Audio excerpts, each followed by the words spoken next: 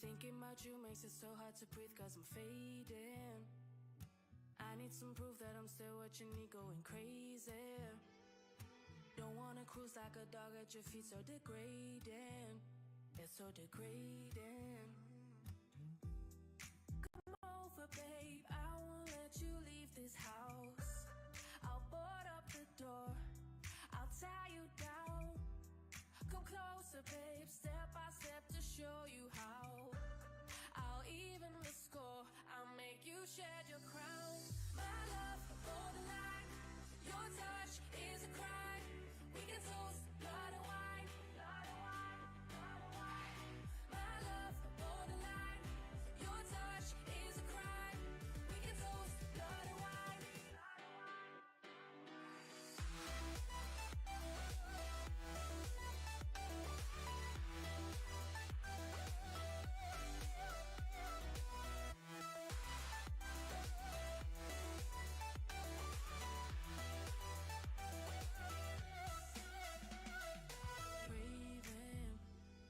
Stuck in this bed while I'm losing my head for you, baby. Dragging me back while you're touching my neck, gets me shaking.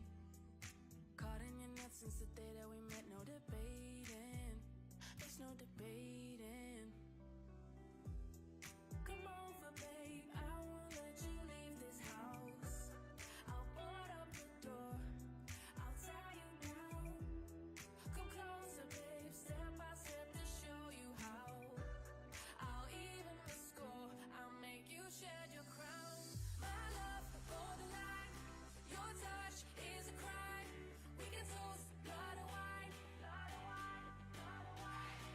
My love, borderline, your touch is a crime. We can toast blood and wine, blood and wine.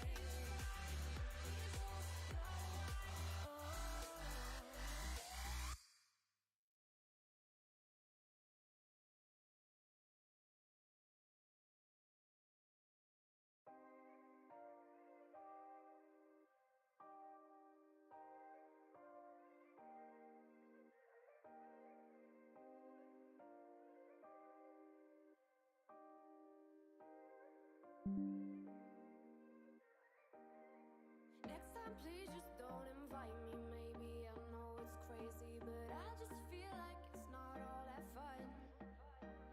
My face is cramping from fake smiling for 5 hours, and I feel like it's just time to call it on this one. Oh yeah, way back when we stuck together, but now I see it better call. I'm sick of lying under my breath.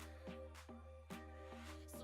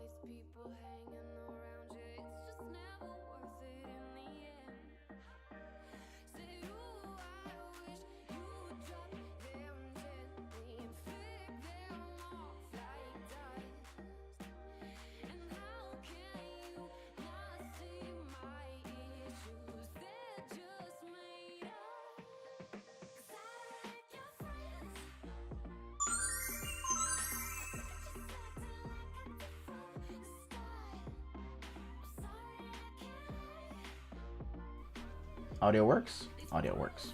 Nice. Oh god, that was loud. Alright, cool. I am not late. That is amazing. That is interesting. Hey, Jagu. How you doing, buddy? How are you today? Alright. Today, we're going to do a few different things. First off, wow, apparently I'm constructive playtester level 2 on the r/playmygame subreddit. Constructive playtester level 2. Hell yeah. Apparently, someone that we left feedback for a month ago, 27 days ago, has responded saying that they've worked the feedback into a new version of the game. So I figured, okay, let's go check that out, right? I think that's a good idea. And on top of that, we're going to look at, obviously, the game we're working on, which I think, best described, is going to be Getting Over It with Bennett Foddy mixed with Stanley Parable. I think that's going to be the combination, I think. I have a feeling that that's probably the most accurate description of what I'm going for. Because that's two games I've done before what I'm trying to do, just I'm doing it in a different setting and I'm combining the two. So that's the idea, right? Okay, let me switch screens. It's always good to see I 100% agree. And I love receiving messages back from people that are essentially saying like, hey, we took a look at it, we implemented some, we didn't implement others, but here, give it another shot. So we'll do that. So just released an update for the alpha, version 2.4. I attempted to tackle most of the feedback except for the music for now. Check it out whenever you feel like it. Cool. Let's do that. I can't remember this game, but it's coming back to me now. Okay, is there a new version? There is indeed. Okay. I don't want to pay for this yet. Let's get the... There we go. Demonarium. Plus. There we go. And then I gotta pull this into the right folder. Also, what's my current activity? Oh, I'm playing voice lines, which is not true. That is not what I'm doing. Where is that? Where is that file?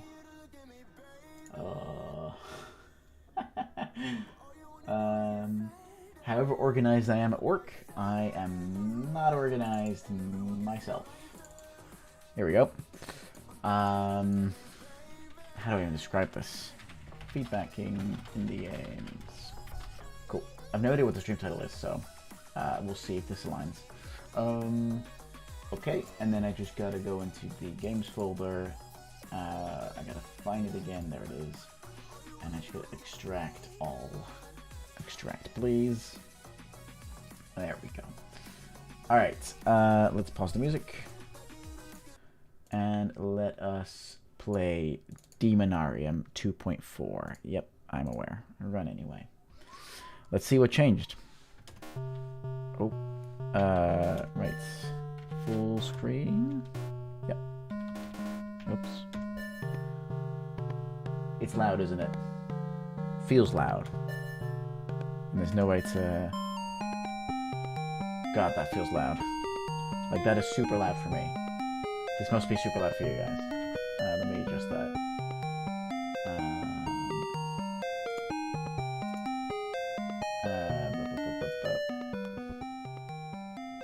There we go. That should be a little better, perhaps. Because, like, I am... Okay, that's the first point of feedback where it's just like the volume is way too loud. Way too loud. Alright, stage 0. This looks more polished than it was last time. Better? Okay, cool. I can't remember. Ooh, there's outlines. Don't be alarmed. You were out cold. This looks better. Thank first rodeo, though. Tell you what, take my spare. Take your spare what? Ooh, there's a... Oh, was there a mouse last time? This feels a lot better. This looks a lot better. That was reloading. Okay. I like the right-click reload. That's dope. So you're after it. I guess I am. You have to keep going way further down. Might want to hit to the right. Okay. We can start there. Nice. Someone just hide loot. Locked. Oh, right. Yes. Oh, right. I remember this. It's rolling? Okay. You can have 2 guns equipped. Christ. That's a cool gun. Oh, there's a little arrow now as well. How do I rotate between guns? I actually have... Oh, there we go. Q and E. Q and E is... Or Q is, seems to be just a switch button, basically. Okay. Rested by the soul fires. Ah, one last thing. Tab info. Ah, the level map. Okay. Master Cook. Master Clock 111. Type on kill. Effective contract. Oh, okay. Ah, okay. Bunch of info. Okay. Escape to close. Okay. This is pretty dope. This is nicer. This is... Oops. Impact absorption. Nice. Okay. You'll be on your own, partner. Cool, let's do it. Let's go. Let's go. There we go. Ready, players. I am ready. Ah, I'm now ready. Okay. Now I'm really ready. I had to press ready 3 times. Okay, fair enough. Level 1. I like the introduction. That's cool. Let's go up. Alright, don't keep my gun, I guess. Or do I? Ouchie. I don't keep my gun. Okay. Oh, reloading. There we go. Nice. Let's get all that blood absorption. You know what I'm saying? Nice. And a key. Bronze key. This is much better than what it was last time. I remember being really lost last time. We took a left. We first went up and then we took a left. Nice. Look at me absorbing all that blood.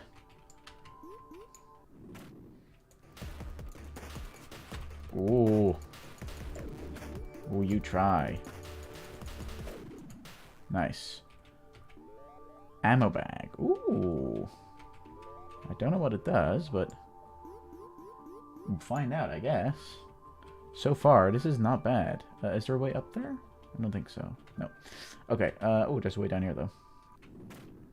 Okay, that was still a little bit hard to see, but fair enough. Ouchie. Oh, I teleported? Oh. Nice. You ain't getting me. Okay, very nice. Okay, let's go downstairs.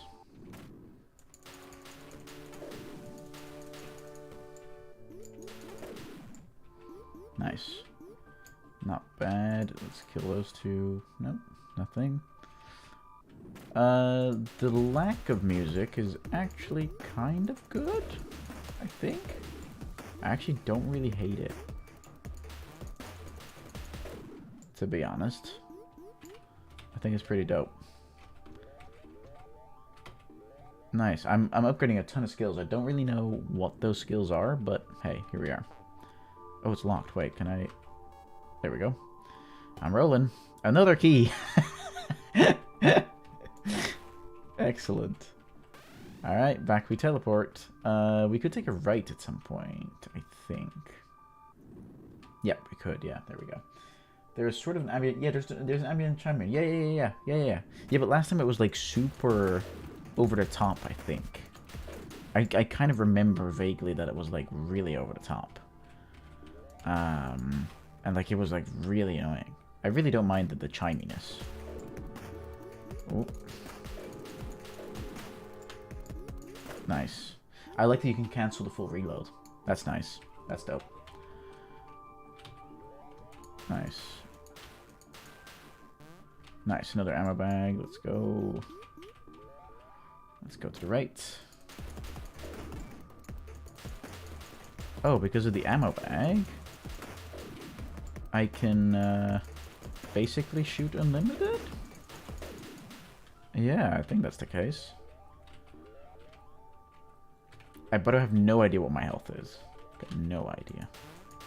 Hey, there's a golden key. So where do we take the golden key? Oh, there's something there at the edge that we can still go to. Okay, hang on. It seems like I'm also now giving off... Yeah, upon entering a room, I now give off a little blast of sorts. Let's see, where am I now? Oh, whoops. Shit. There we go. Okay, one more room. And then there's something to do. Or so it seems? Oh, there's still a chest there, I guess. Where are we now? Okay, I guess going this way is quicker. A little bit confused. And there was one up. Yeah, we already were in this room, though. Oops. Keep thinking tab is also closed, but it's apparently not. Okay, so we've got to go up and then all the way left. Oh, whoops, up again. And then left. I do like the upon entering a room, I do a little blast of sorts. A little blast. Oh, here we go. Oh, right, yes, we forgot this, I think. Oh, right, 3. I use a gold key now. Ooh. Blood bottle. Oh, yeah, hey, there's another gate there. I didn't even see that, to be honest. I did. Oh, I think this is my health down here. I did not see this, to be entirely fair. Okay, it's like a boss gate. Oh, no, it's like a move-on gate. Yeah, it's a move-on gate. Okay. Okay, I think there's some really nice improvements. Ouchie, there's acid, and I'm hurting myself. There we go. Evolved acid trap. Yeah, I think I'm trapping myself more than other things, but hey. That's fine, right? Oh. Evolved shrooms. What's the blood bottle do? Oh, it's giving me a little bit of extra blood or something. Nice. Impact absorption. Ooh. Eater bullet. Okay.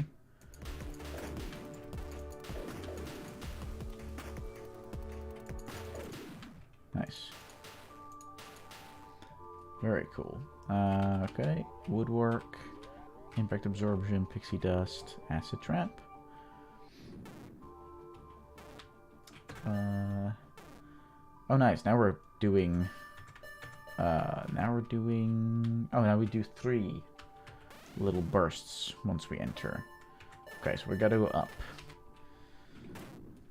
This game is already a lot better than it was. That's for sure. And I'm really, really happy about it. There we go.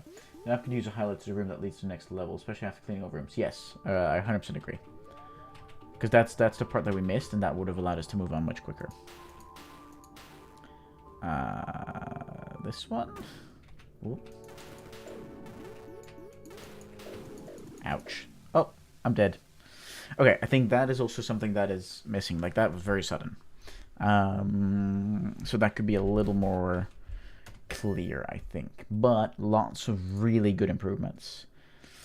Just gave it another try while streaming. And I love the improvements you have made. Here is some new feedback that I think would help even more. I died rather suddenly because I wasn't entirely sure what my health bar was, so I never really knew I was close to dying.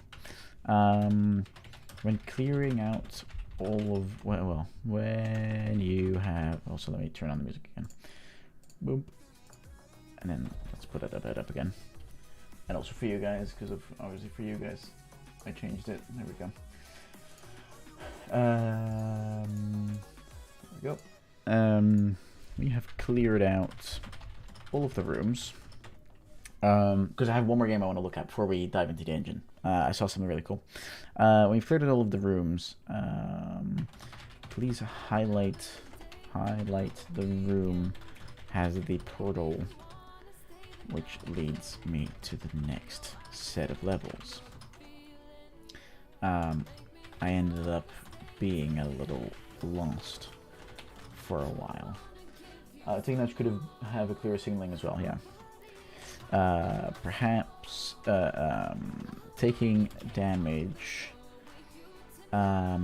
is communicated in too subtle of a way at the moment. Maybe you can highlight the character in red when they take damage. Beyond that, really great improvements on contrast. The game was much more readable. I also enjoyed the other improvements. You are really on a good track. Alright, awesome. Then there was something that I saved. Saved. Profile. Also on death, the scene goes to menu too quickly. It should give the player a moment to see the estimate. You are right. Let's add that, because we can still edit the comment. Yep, this one please. Reddit's slow today. Reddit is dying today. God damn you, Reddit. You bastard. There we go. Edit. When the player dies, the death there seems to be no real death screen.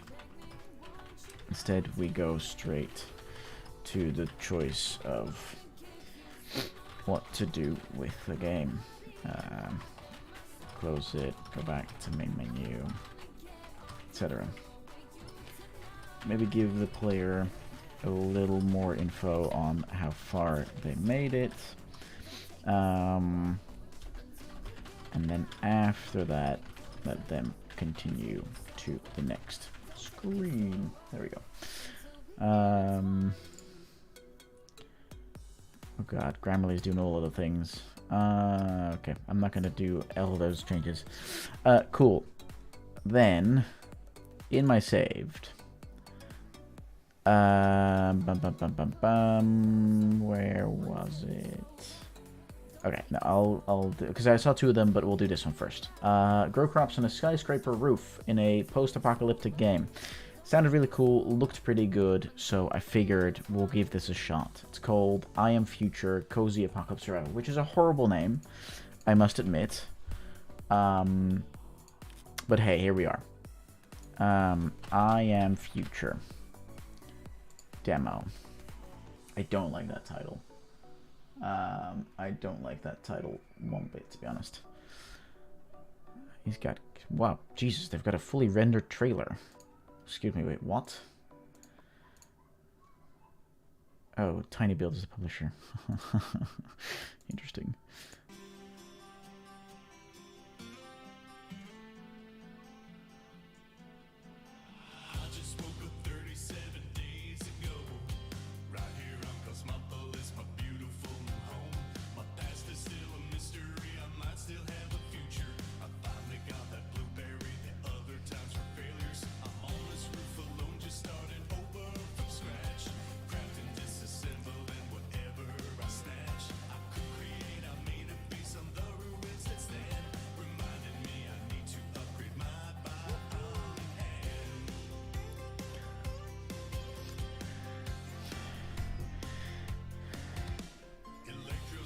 It keeps going. There's a second chorus. There's a second verse.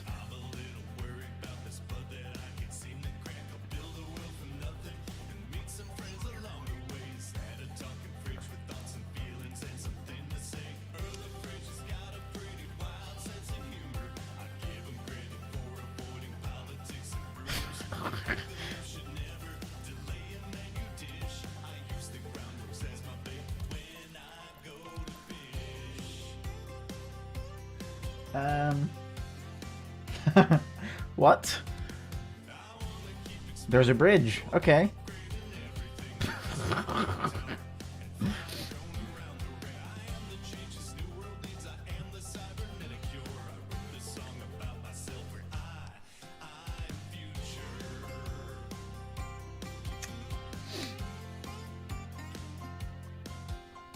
Try the free demo and wishlist on Steam now. Okay. What?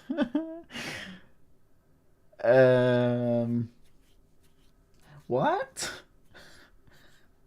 I don't know what to say.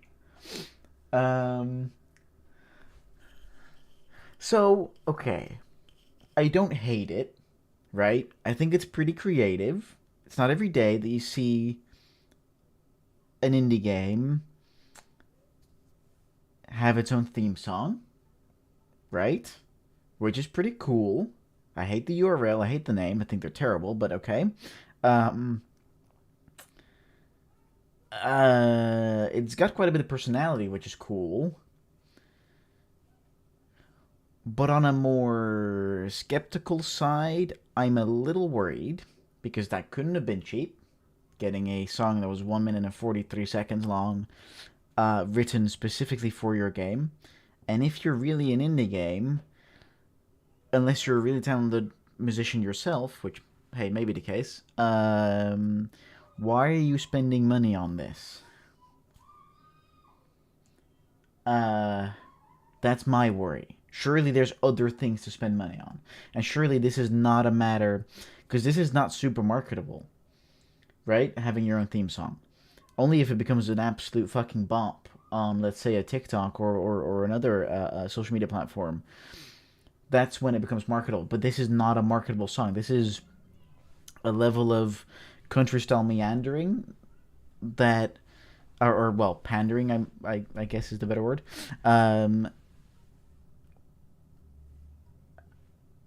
I think this would do great in the American Midwest, if that's your target audience with this song. But I think that's it. So let's quickly check. Mandragora, have they made anything before? Oh, it looks like they've actually made quite a few games before. So they're not that indie anymore, to be fair. Everything is on like really high sale at the moment. Jesus. I am getting a certain feeling with this studio.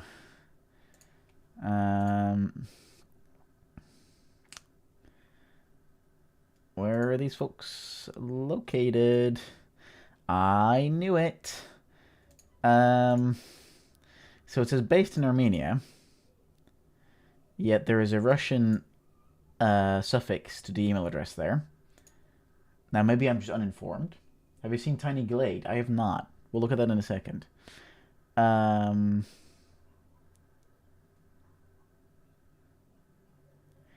don't know. I'm confused.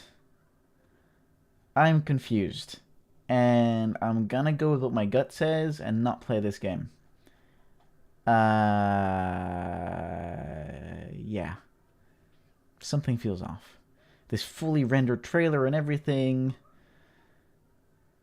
This is 100% not indie, for sure. Because if this is indie, then holy fuck, the bar has gone high.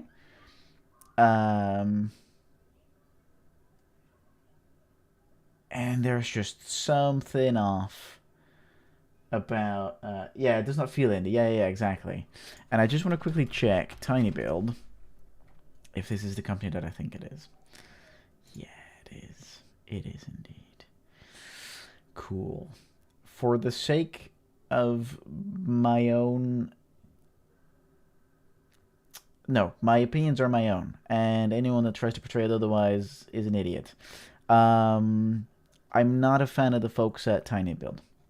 I've heard plenty of industry stories about lots of really, really, really shitty things happening over at Tiny Build.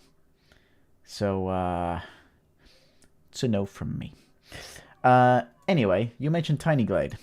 Sad. It looked cool. But yeah, I'm not in the business of well, I'm in the business of following my gut. This looks dope. Yep. Is this... Oh, it doesn't have a demo. Ah, man. Gritless building chemistry. This looks like a Houdini tool. This looks like someone that got really creative with Houdini. This looks really dope. Chad the Mail, Blizzard is also a small grassroots indie company. Yeah, exactly. Exactly. That's exactly my problem. This is an upcoming mega hit. It has 260k wishlist. Holy balls.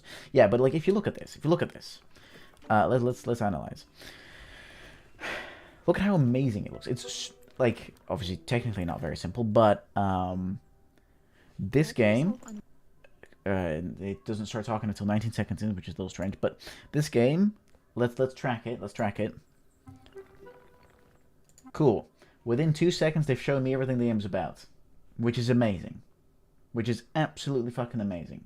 Now, obviously, this is an exception, right? This is you know, not everyone is able to do this, which makes complete sense. But within 2 seconds, I know exactly what this game is about, and I know exactly that I'm going to have a fucking 100 hours of fun with this game, which is incredible. And then they just keep making it better, right? They just keep making it better. And it's so simple. Doesn't need all kinds of fancy graphics and whatever. It just needs what the game is about. Unwind through the joy of making something pretty in a small, delightful building game.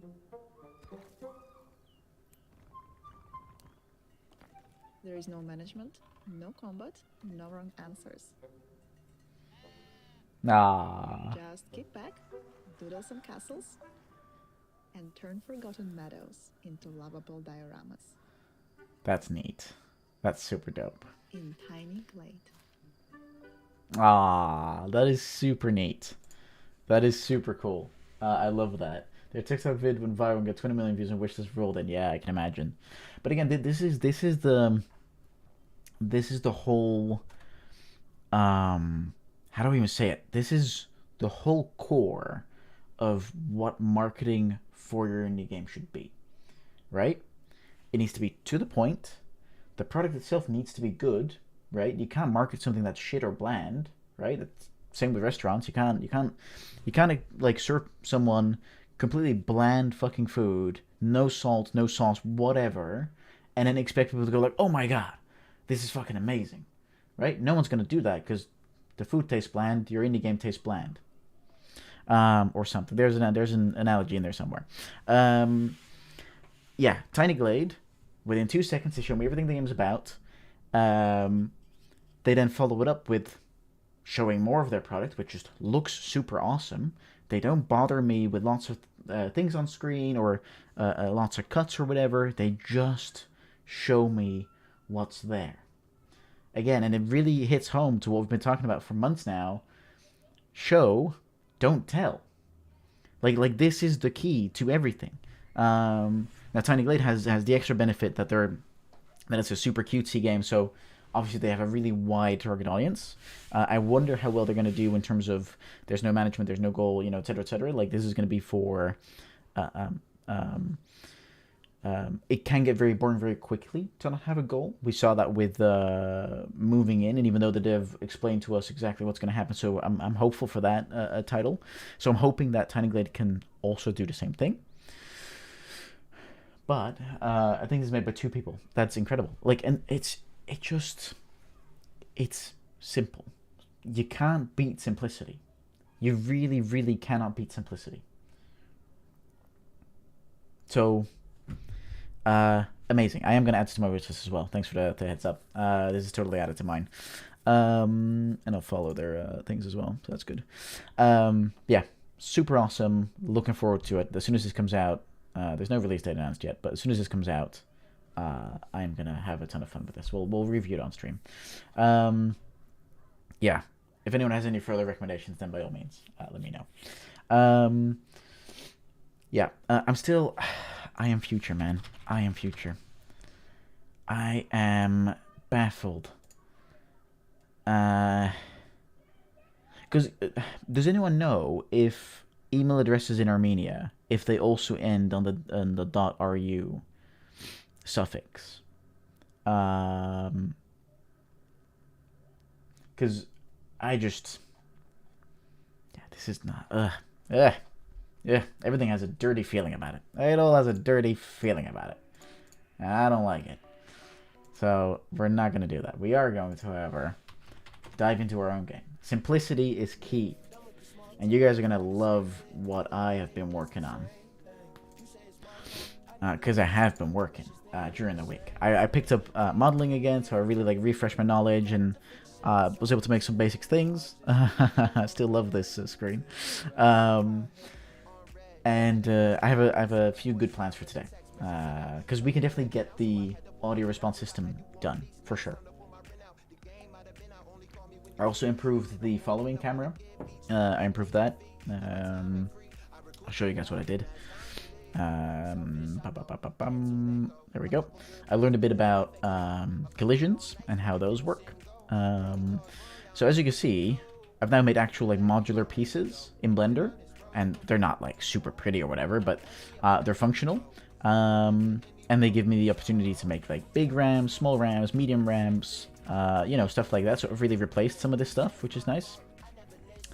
And what else? Oh yeah, I changed the way that we're calculating the following. Did you notice a link in Discord? Oh, yes, I did. I had a look at it earlier today.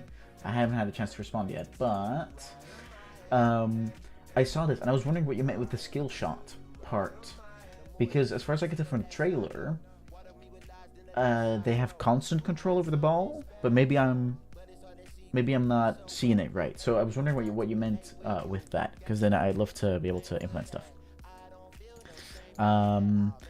I also made it so that instead of flip-flopping and basically only doing it half the time and only sending the information along half the time, I'm not sending it on every time this event gets triggered, which is 100 times a second. And I've set it up in such a way that we basically calculate based on the previous location that we initially get. We understand what the new speed is, we pass that along, and then whatever the current location is, that's what we set as the new previous, basically.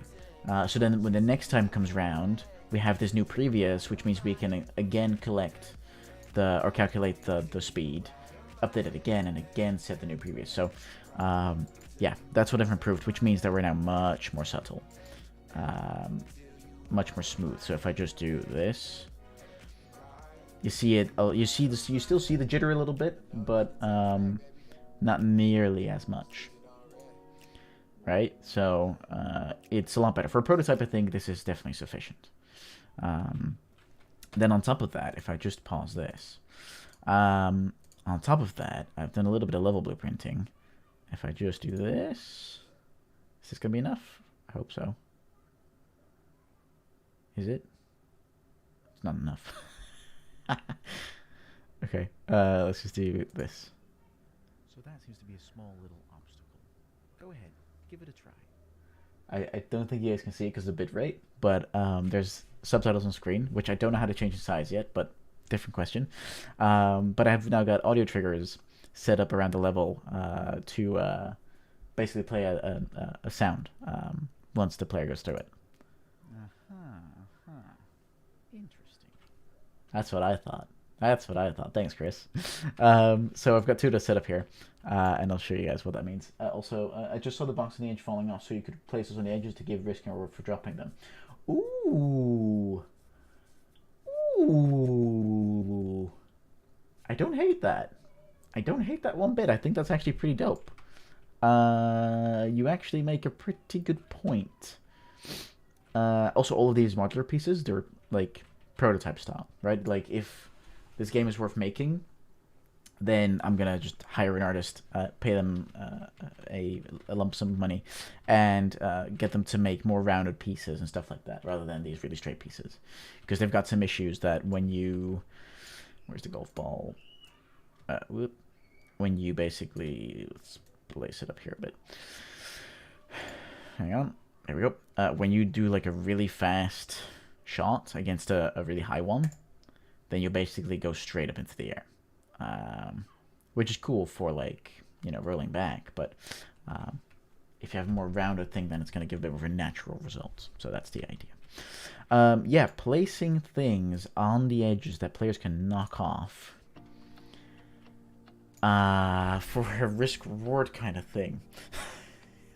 You could bind it up together with, you can connect it up with voice lines as well, so that if they fail, they're like, it'll say something, and if they succeed, then it'll say something else. That's pretty cool. We could totally do that. So today, in the next 2.5 hours, what I want to achieve is a few different things. So as I mentioned earlier, I want to really combine this game between a Stanley Parable, and Getting Over It, Bennett Foddy, because I think Stanley Parable, narratively, very solid, very interesting. And Getting Over is obviously the basis of this game, which is a little bit taunting players when they roll all the way back down again. And we need to go up a mountain, right? So the up a mountain bit, we'll do that at a later stream, because that was going to require some custom meshes and stuff like that, and we can make it. I'm pretty confident I can make some pretty low poly stuff. But for now, that's not important for the prototype, right? We just need a section which, during which, I don't know, maybe like 20 minutes worth of length, give or take, we can get people to play through it, see what they think, and go from there. That's what I'd love to achieve at the moment. That's kind of the idea. Cool. I also made this. I don't know why yet. That's something that I need to think about. Yes. So what do we do first? Let's first grab this one, and then we need to go to Notion. Right, because we had the audio response system. This is what we technically designed last time. How does it work? When the player shoots, there is a chance that the reaction is played if there hasn't been a reaction in the past X number of shots. Now, I was thinking about this. There should be positive reactions and negative ones. Because there's a difference, right? So I don't know yet how to do that.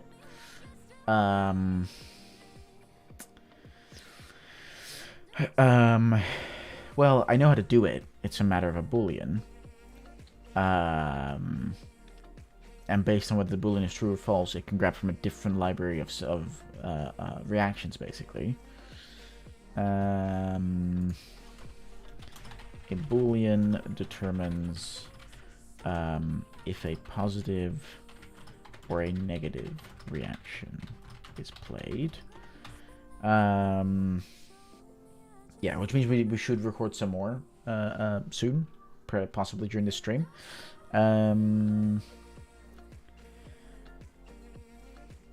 Yeah. Because I was thinking, do we want to be really mean, taunty, sarcastic, or do we want to be more positive and supportive? We could do a mixture, right? We don't have to be one-dimensional about it. We can increase, or we can introduce different things. At the end of the day, we're a human being, so we have multiple emotions, to say the least. Okay, I'm a little scared to start working on it, mainly because I don't know. There's like a certain level of executive dysfunction that is stopping me at the moment. But we should just do it. Where did I have this? Master blueprint? Yes. Audio response system. Okay, so right now we're playing multiple sounds. Or we're playing it multiple times when we trigger this flow.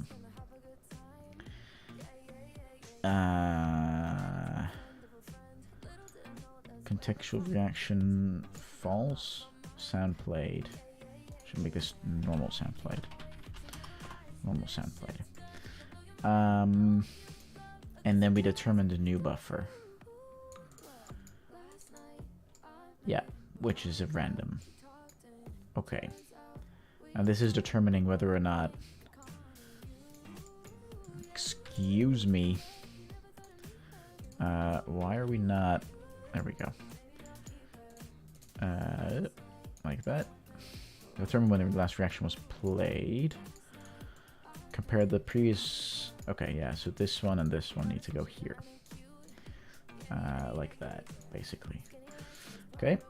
And then these, without that one, need to go back in here. This one go here, this one go here. Yeah, that really didn't work. Okay, no worries, we'll just do it like that. It's not important. There we go. That works. Using a simple boolean for the positive negative direction gives a nice option to change when the game encourages. Just flip the boolean around and the game taunts you when you do well, or taunts you when doing bad. Yeah, you're right. You're right. So we need to add that in. I think it's a good point. Okay, so if let's check if it's a contextual reaction. So I think we just need a matter of literally just a boolean. I don't think we need to have a check for it in this flow. I think it just needs to be when we play a sound, check if it's a negative or not sound, a negative positive sound, and then retrieve the right sound basically.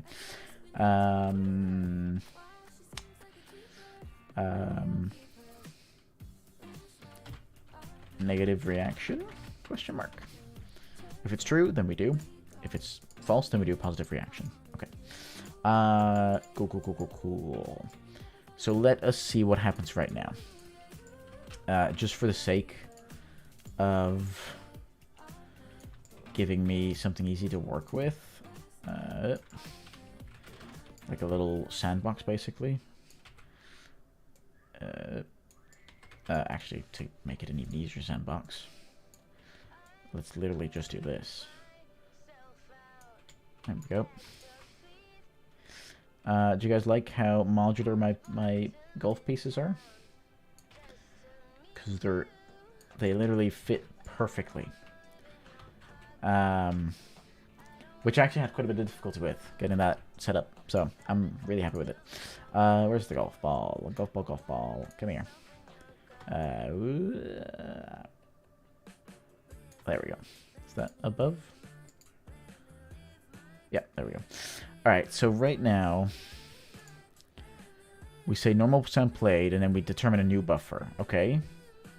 Let's do that again. Oh, hang on.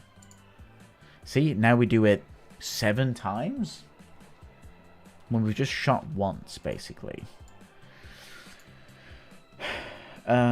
Let's disconnect these print strings and just here print string hello, because then I get a bit of a better idea of how many times we're triggering this. Okay, we're triggering it God knows how many times, which is inside the player. Did we shoot within the player? We do, right? Inputs. Nope, I don't. Oh, Shadow Bone is back? What? I thought that show failed. Pretty sure it failed. Okay, so what is going on here? Maybe, I think, maybe it's the triggered triggers too many times. Haha. And if you do it uncompleted, it'll only ever have one response? Maybe? Okay, yeah, it was played once. And then, yep, that is indeed the issue. Okay, very nice. And now if we do a nice big shot. Nice, very cool. The pieces are very big, aren't they? The modular pieces. Yeah, they are quite big. But that's whatever. Whoa. Somehow we managed to get some airtime there. I don't know why, but we did. Okay, so that's that problem solved.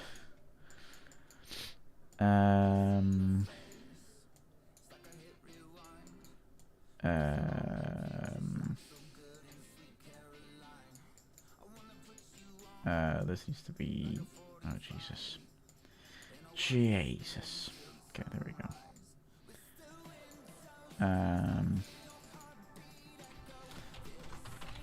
Gameplay. There we go. Okay. And this is just about playing a reaction. It's not even about playing a prediction. So I think I just need to make because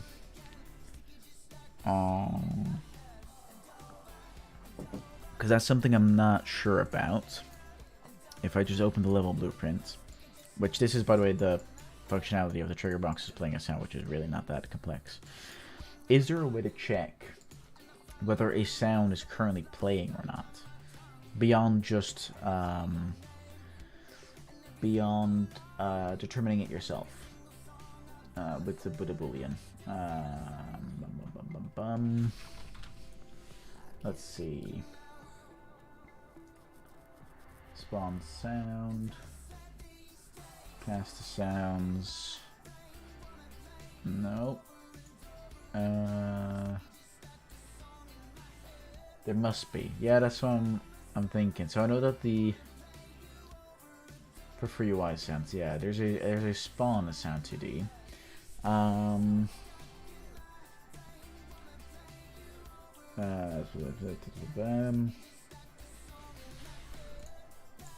Here we go. Is playing. Haha. Turns true if the target audio content sounds playing. Ah, yes, nice. Okay, so we can have from that. Okay, all right. Very good. So first things first. Normally I would use a random selector inside of meta sounds in order to just play a random sound each time, but that means there's a chance that the one that was played previously could play again, so I don't necessarily want to do that.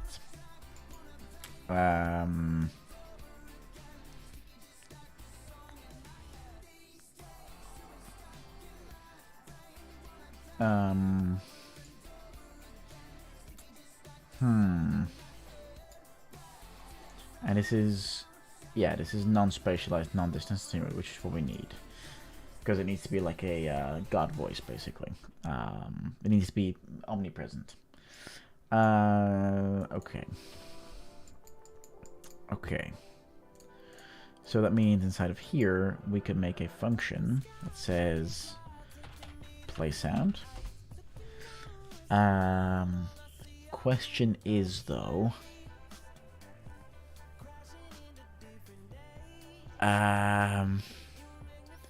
we can't really check for a sound to be, well, we can check for a sound to be finished, but that sounds really intensive.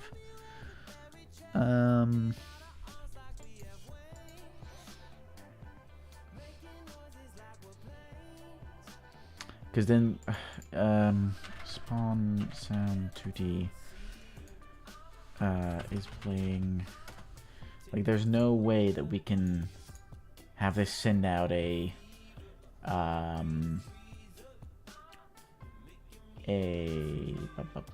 what's the word I'm looking for? A signal when it finishes.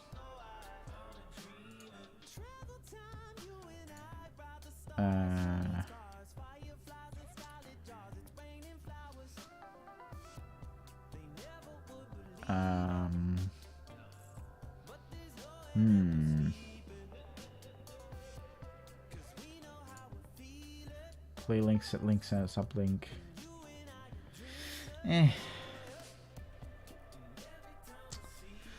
We could, seeing as we can change out which sound it plays, we could just save the reference of the audio component and check if that is playing.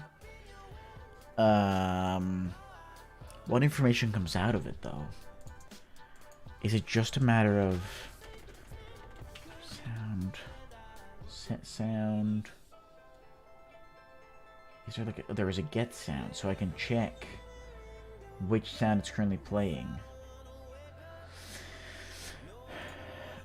Sound base object reference, which is the WAVs or the Qs or whatever. It doesn't matter.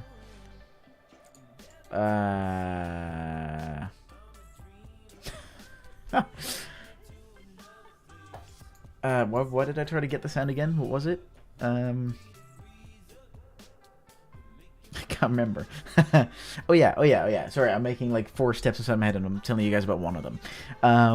So what I'm thinking is, every time we play a new sound, we can check if the current audio program is still like playing a sound or not.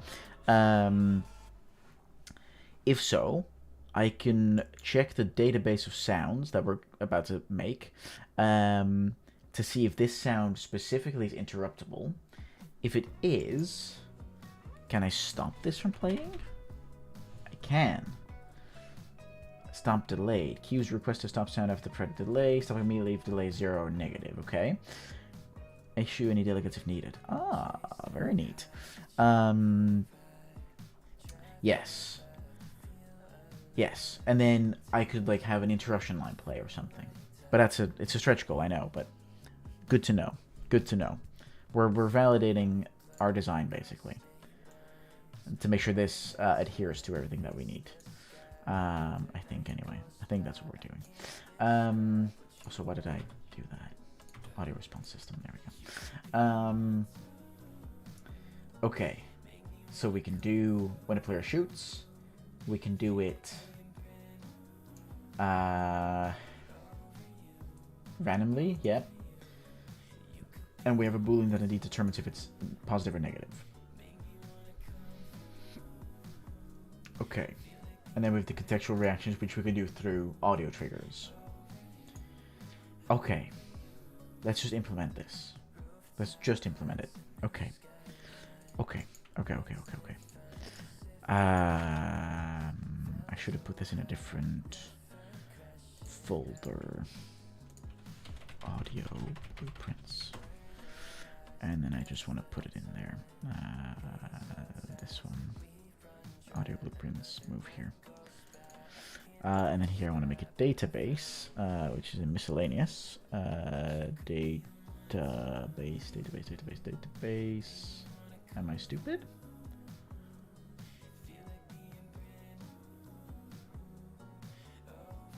Data table, there it is. But I first need a structure, actually. I need a structure. There we go. S. Actually, let's make it struct. Struct audio response system entries. Did I type that right? Probably not. Entires. Entries. Whoops. Entries. There we go. Okay. Then we want... let's see. What variables do we want? We want the sound to be played, right? Which is a sound.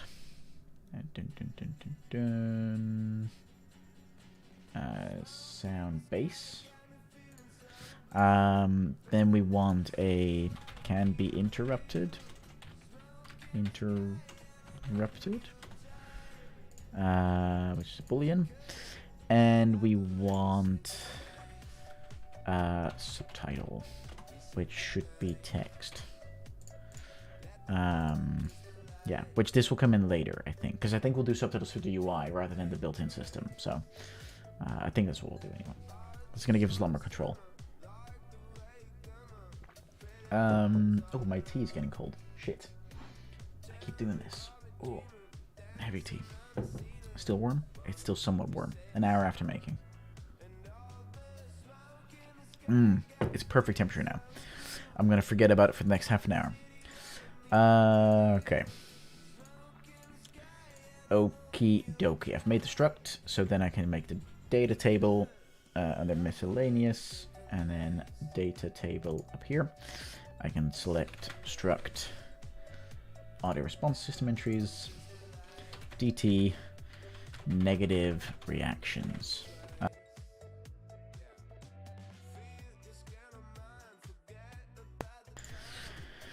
Okay, we add a row. Row name I haven't thought about yet how to do that, and we'll put in... Oh, we can't... Oh shit, I'm going to rename a lot of these. Hang on. Wavs, reactions. It's a reaction and it's negative. Reaction negative. reaction negative, reaction negative, reaction negative, reaction negative. There's probably a faster way to do this, but I'm not aware what it is, so negative. There's only 2 more, so it's okay. There we go.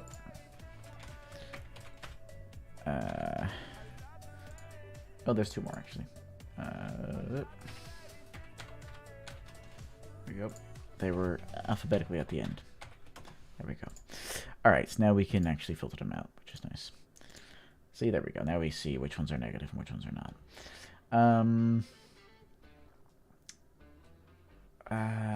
Let's do a simple one.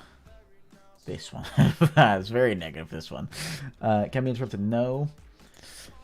I think we both saw that coming. Okay. So let's just do that one. Actually, we'll add one more to see if it's random. To see if we can make it random, right? Nice try. Nice try. I don't know. I can't remember the way I said this line, so. And it's not interruptible. Okay. Audio response system. We go... Because there's one other thing that we need to do, which I forgot to note in the technical document. Limitations. We need to load sound waves, whoops, into the cache and out of the cache appropriately. Else they'll have a slight delay. Now for most things, that's actually not into and out of the cache. Okay. For most times that actually won't be a problem, because it's okay if there's a slight like millisecond delay. But for some sounds, especially UI sounds, we want to make sure that they play instantly, that they play once the action has been performed. So that's good to know.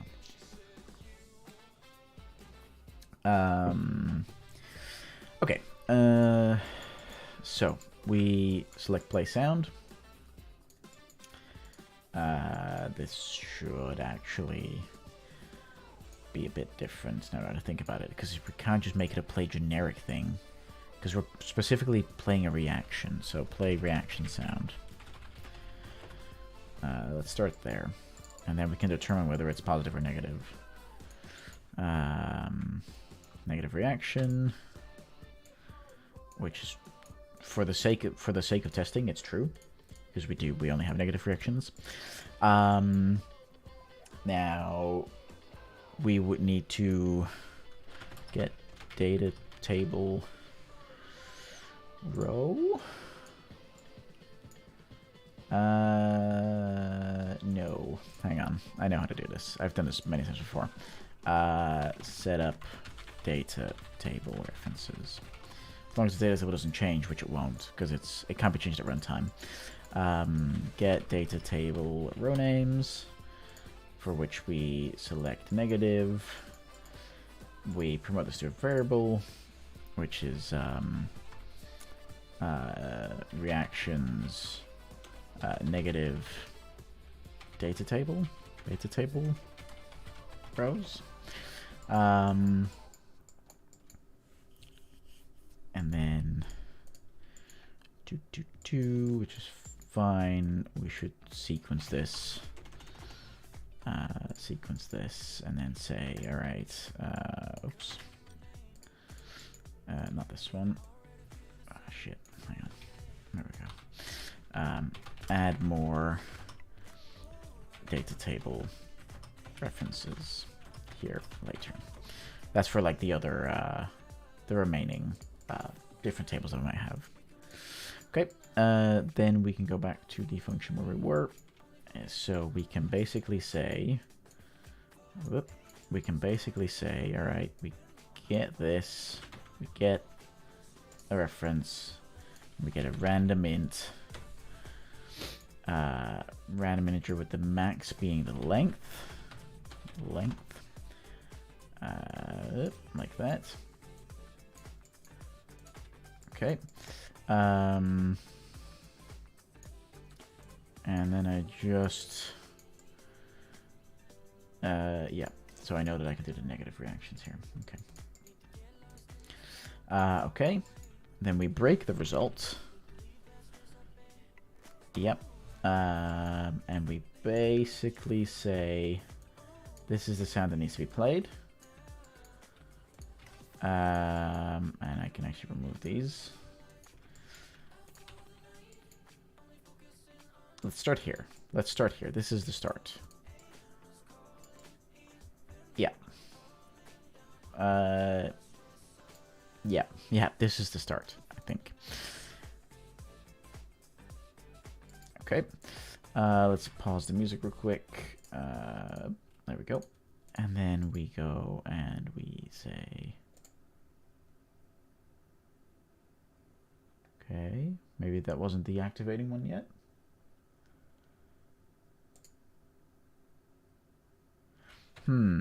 Oh, here we go.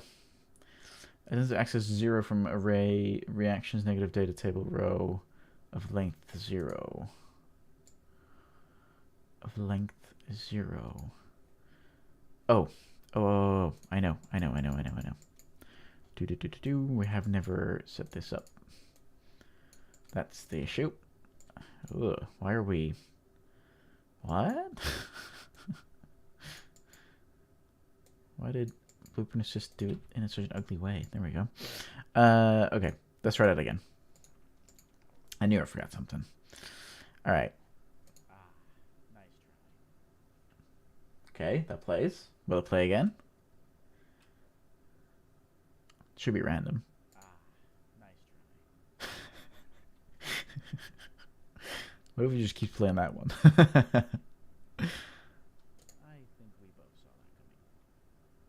Yeah, okay, so it is random. It's very, very quiet, but that's something we can fix later. Nice try. Even I sound not impressed with my own non-impression, or not impressedness. But it's progress. We're getting somewhere. Okay. Now there's two more things I want to do. I want to make sure that whatever sound we've played last time, we don't play again. That is important. Which is like an extra check that we need to do, basically. Because we can't do a random int with exception of, I don't think, anyway.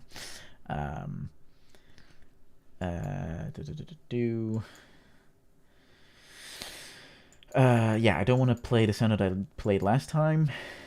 And I don't necessarily want to play it instantly either. There needs to be somewhat of a delay there. And we need to determine, like, the contextual part is going to be the hardest part to work out, I think. I'm pretty sure that's going to be the most difficult part to work out. Okay. Okay, but it does work, which is dope. Let's add a few more different reactions. There we go. Sounds we played. Let's do... Don't look at me, you did that. Don't look at me. You... whoops, why am I having no capitals? Don't look at me. You did that. Then let's take... Failure can be a choice. Failure can be a choice. And let's take this one. Inhales. Size. Okay, none of those can be interrupted, which is perfectly fine. Okay, what else? What am I doing here? Oh, right. Play reaction once the input has completed. My only problem is that I'm not limiting here whether or not we can shoot.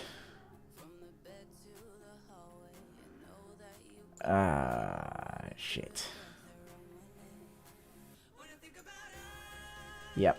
I'm determining that instead of the golf ball.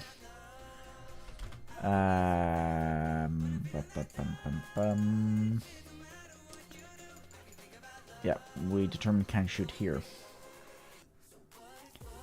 Shit.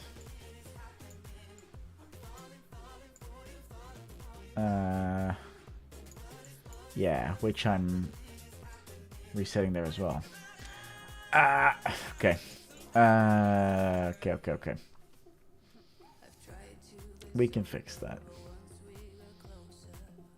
We can check with the golf ball and see if we have, if we're able to shoot again. Only problem is that if this happens right after, yeah,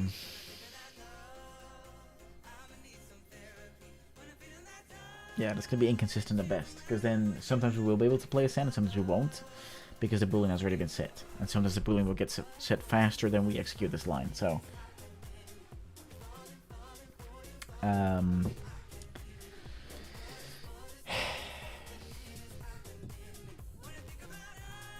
well, okay. Get can shoot. If can shoot is false, play a sound.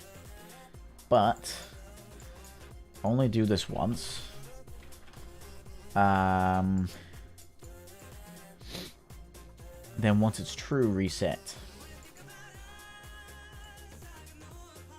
Yep.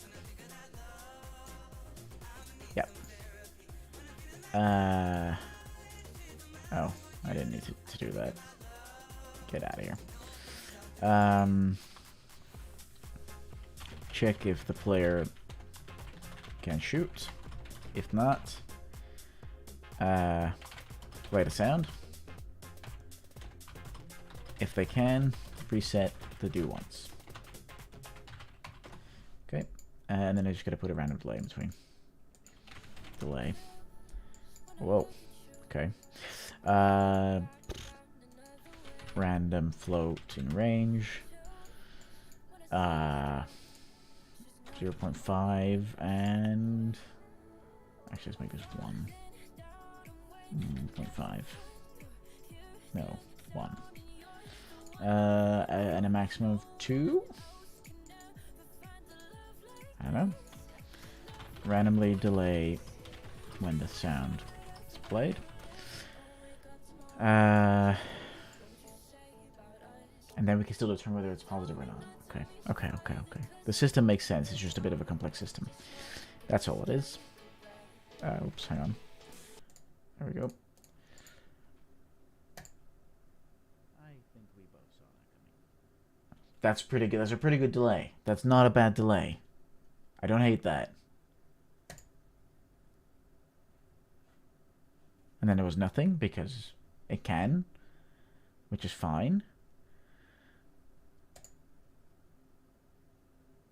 Still nothing, which I think is fine.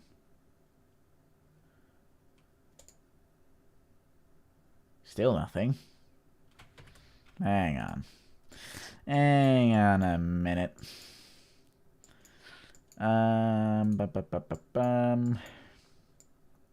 Let's print string. What comes out of this, basically, every time we shoot. Then I know a little bit more about what's going on here.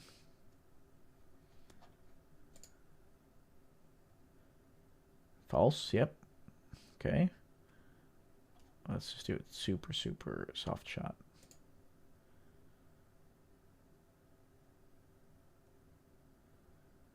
We don't receive anything at all.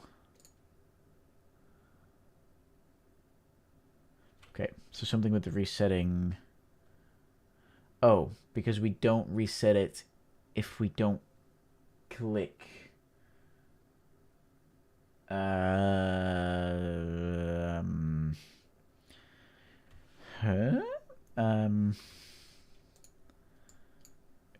Not on the golf ball, in the master player. If we now complete a click, we check whether it's true or false. But if we don't click whilst it's true, then it'll never reset. Okay. So really, really what I need to do is put a custom event in here called reset play reaction event. Plonk it in there. And then inside of the golf ball, I have to basically put it in here. Yep. Reset play reaction event. And I can put that in between.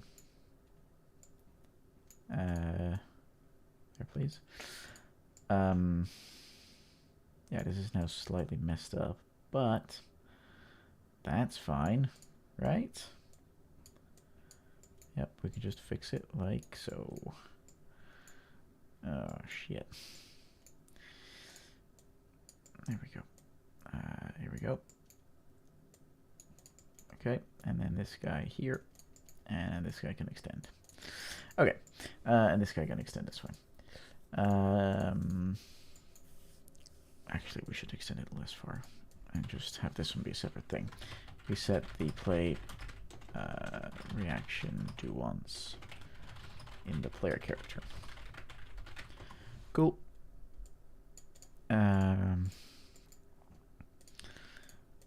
Okay. Yeah, this should work. Now every time the golf ball stops, it will reset. But it'll, yeah, but let's keep that it also resets if we click when the value is true. Okay, let's try again. Yep. False, okay, fine. Then once this resets, it'll reset that. Don't look at me. You did that.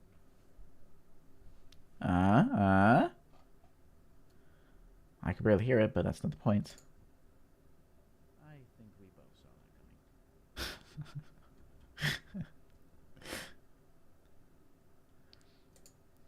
Don't look at me. You did that. Okay, it does keep hitting true now 3 times in a row already, which the chance of that happening is pretty small.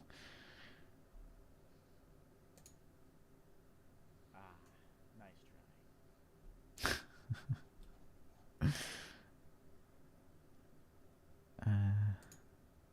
I think we both saw that. Okay.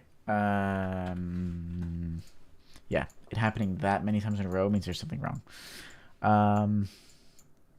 Let's see. How do we fix what's going on here?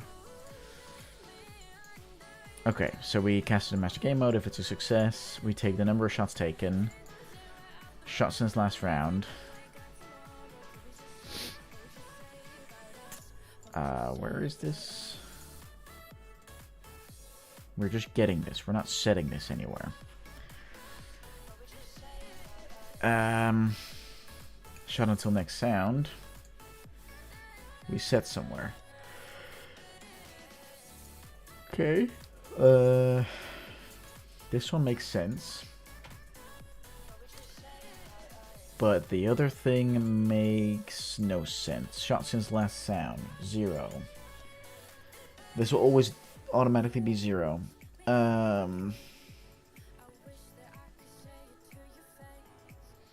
because I need to be calculating this and I'm not. I'm not calculating this at all.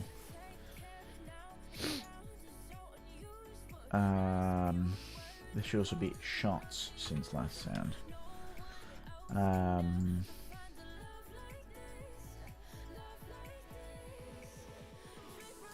So when we play a sound,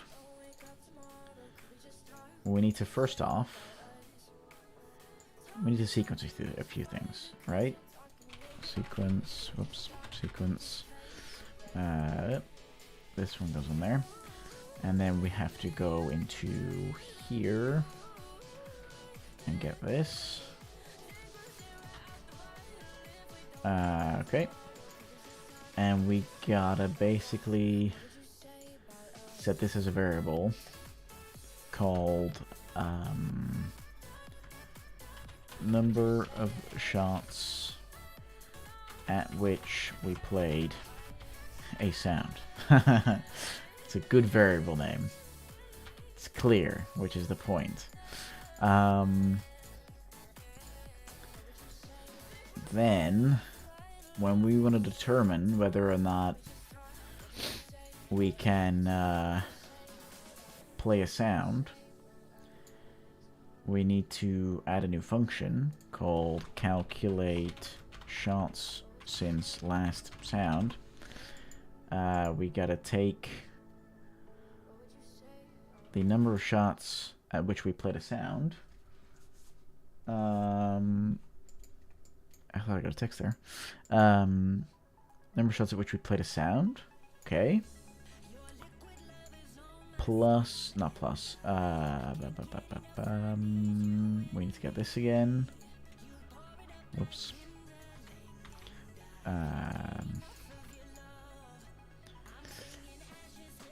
Okay. Number of shots taken minus this.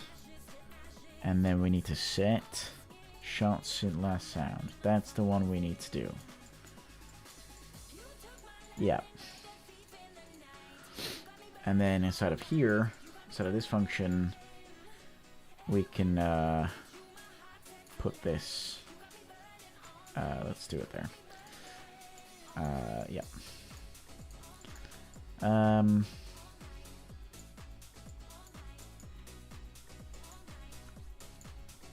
Shots until next sound. Yeah. Yeah, now we're actually setting things appropriately, I think. Let's print string this every time it comes out. Because then we can check. And that's also in the buffer. Let's make this 4. Okay. Alright, so let's try this again.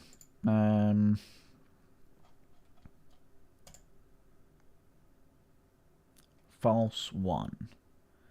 Okay, that makes sense. 1 shot since last time we played a sound.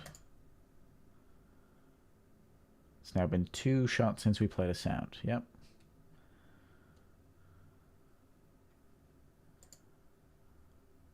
It's now been 3 shots since we played a sound. Okay.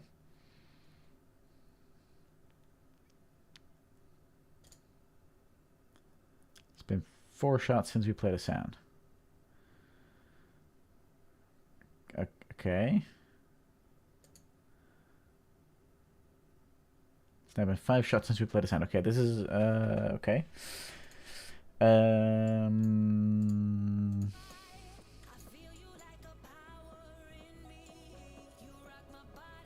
When did we determine this?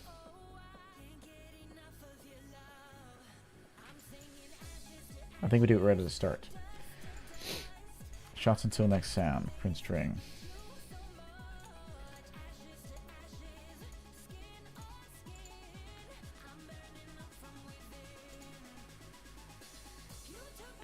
Hang on, I think I missed it. When are we playing this? Did we play it here? Yeah. So this should start, yeah, 4. Okay, that's shot 1.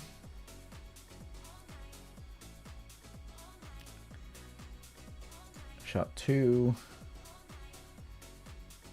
Which means it's still false. But as soon as we hit shot 4, then it should be true. That's 3.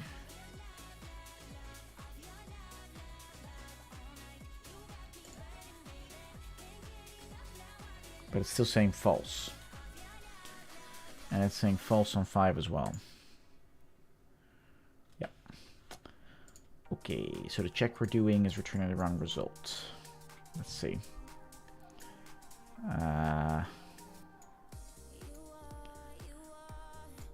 So we need to check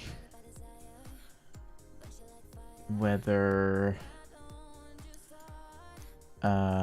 shots since last sound.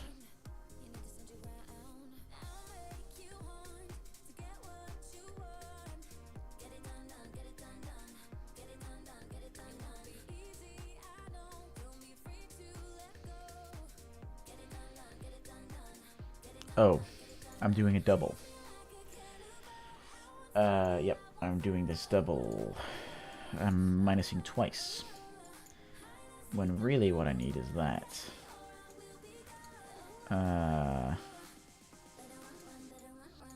Because it's just shots since last sound. I need to be higher or equal to shots until next sound.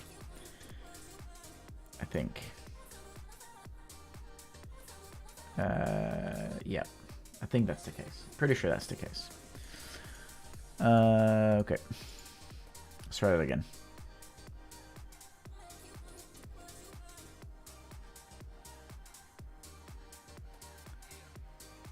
So I think that said false. So sorry, I wasn't paying attention.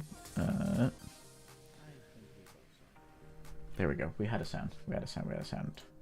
Hang on. Let's try it again. Okay, so 1. So this should play immediately. I think we both saw that coming. Okay. So now I think it's at 3. Yep. So the first one's false. Then the second one. Don't look at me. You did that. Okay. Okay. So it's a 2 again. So then 2 more shots, basically. So it's shot 6. It should play the next sound. False.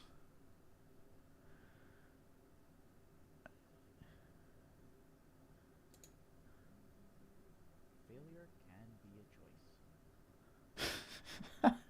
choice. Okay. All right. Yes. So that works now. That system works surprisingly quickly. It only took us 40 minutes to get it working.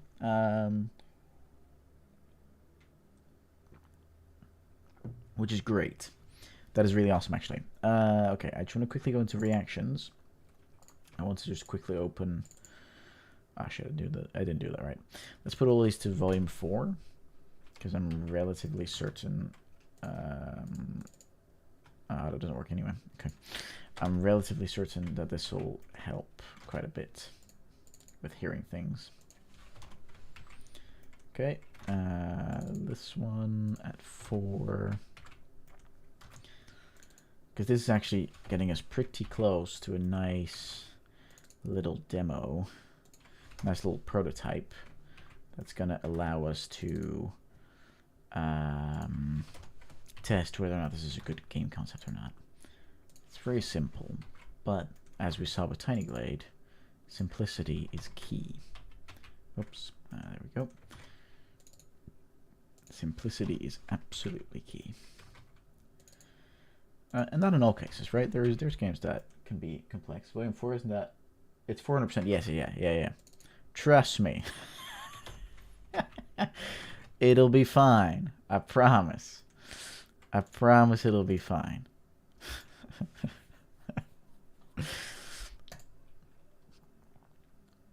Okay, false. I don't know what the number was, so we'll have to find out.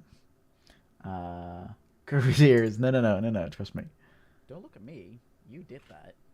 See? Volume's pretty okay. Or at least I think so. Tell me if it's not. Tell me if that's too loud.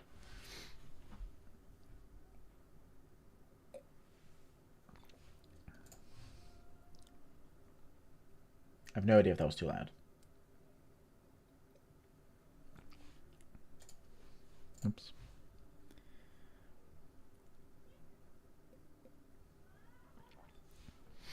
I'm trying to get to the next one now.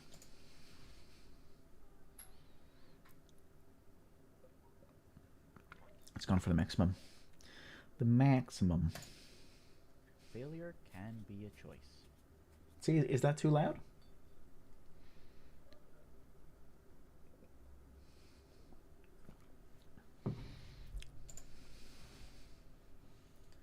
It's not too loud, but then again, the stream settings might make it quite different here. Yeah, that's fair. That's right. This is going to require testing anyway, right? So, and luckily, applying a sound settings menu is not that hard. It's not too difficult.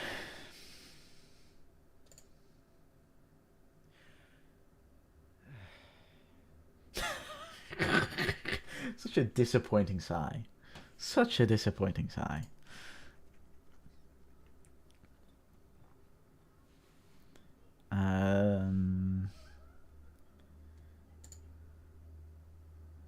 I say that through stream it is too low. Yeah, even though through stream you guys are experiencing minus 26.5 decibels of a reduction in sound, compared to what I hear basically. It's for the better, trust me, because otherwise it'd be so bloody loud. Because I don't know, the computer outputs it at a really high volume, and then stream was like, this sounds fine. So I had to set it down. But yeah, this is going to require just in-person testing, which is fine. And again, just a settings menu would be fine. Would be easy enough to implement. A couple of sliders that control different sound attenuation settings. Not too bad. I have a feeling... You did that. I did do that. I did indeed do that. That is true. I think we both saw that coming.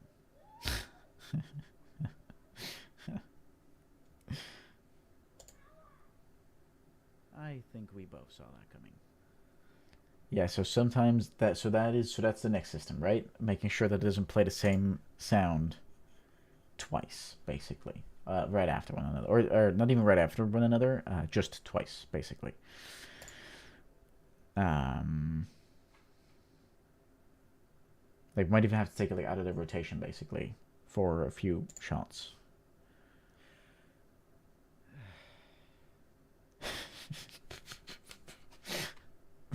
I'm gonna need a few more voice lines, I think. Failure can be a choice. So let's quickly try this on the actual track itself. Whoops, like that. All right, let's shoot this all the way across. So that seems to be a small little obstacle. Go ahead, give it a try.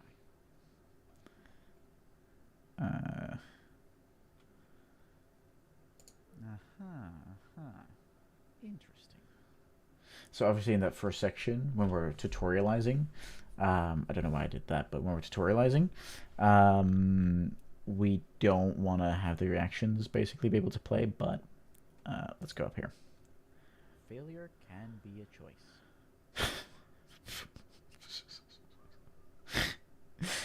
Oh god. Oh shit. Damn it. So okay, so I think it needs to be slightly more contextual though, because right now, like, that was the perfect moment to play a voice line. Yet it didn't, right? Because obviously it's just random. Here again, this would have been a perfect moment to play a fucking voice line. Hang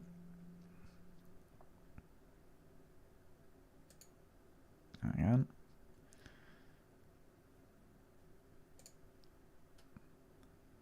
Okay, still false, which I guess is fine.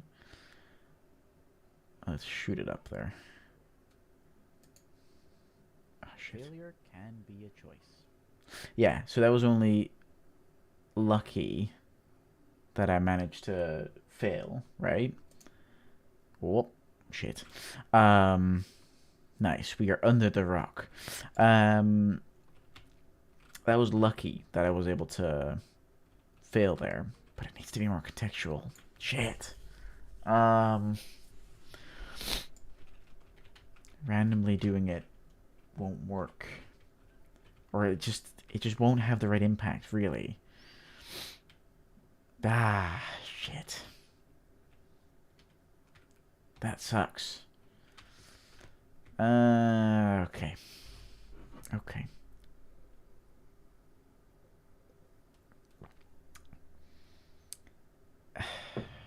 Yeah, it's just a randomly part, though. We could play a random amount of sounds, just not between a random amount of shots. That's the part that doesn't work. Because it just doesn't give what we need. The narrator needs some smarts. Yes, he does. Yes, he does indeed.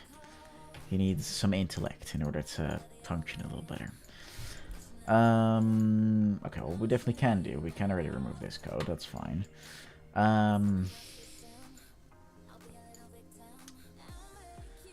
So instead of doing all of this, we need to create a different system.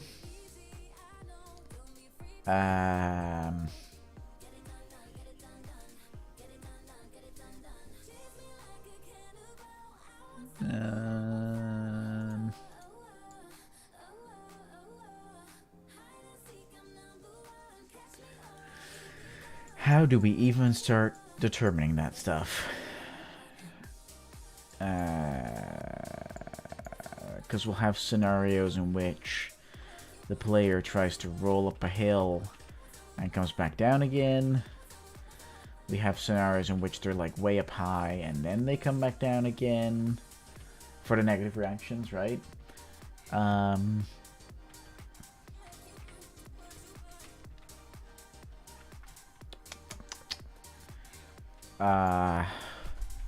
I could tailor it entirely to the level, right? Just place audio triggers everywhere.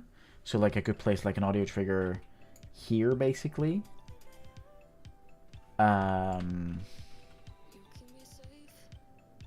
But then that doesn't take into account the intensity of the failure, right? If they're rolling from, let's say, from up here to down here, that's failure, and it's pretty intense, but it's not nearly the same intensity as if they missed a shot here basically, or fuck up the shot some way, roll back down, roll back down, roll back down, and then come here. So how did we do that? I think we discussed it last time that I would remember where the player starts. And then calculate constantly where they are now.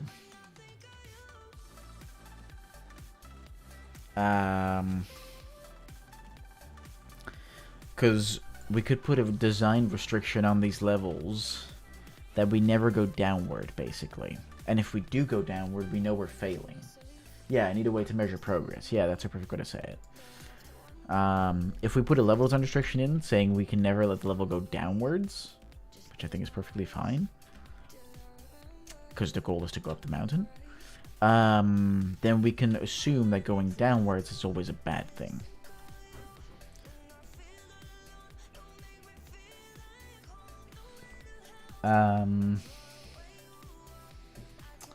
Yeah. I want to test something. Let's go into golf ball. Let's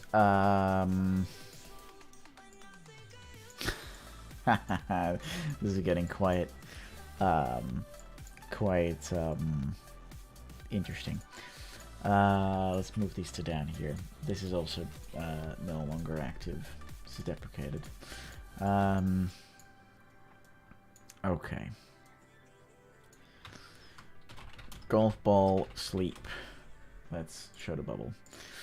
Okay, let's put that down there. What's this one? Information comes from the character blueprint. Uses the rotation of the camera to update the rotation of the aiming graphic in its blueprint. Right. Whoops.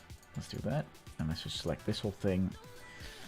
Camera rotation. Do I actually need that? Oh, no, it's not camera rotation. It's aiming graphic. Rotation. Show bubble. Okay. And then all of this crap is the actual shooting of the golf ball.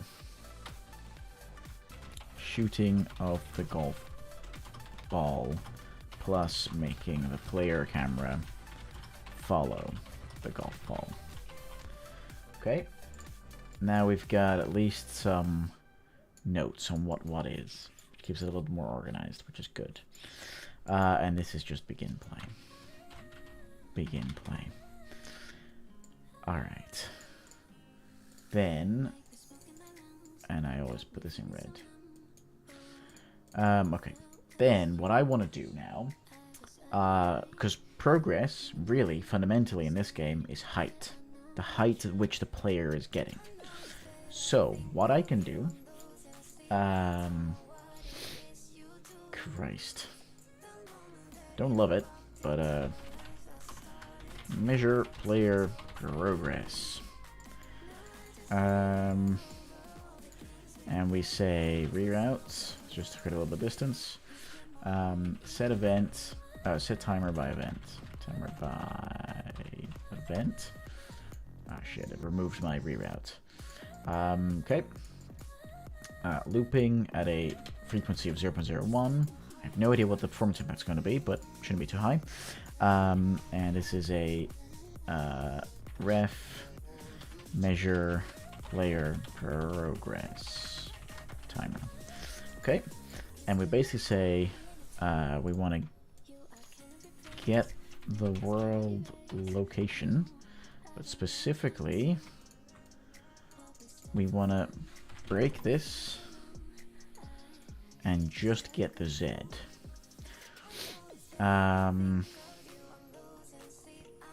We also want to promote this to a variable called highest point yet.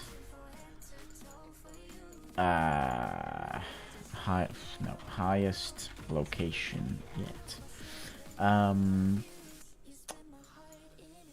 we basically want to say we want to make another one called current Z location, and I should make this highest Z location.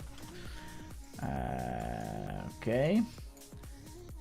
Basically want to do that, and then we want to say if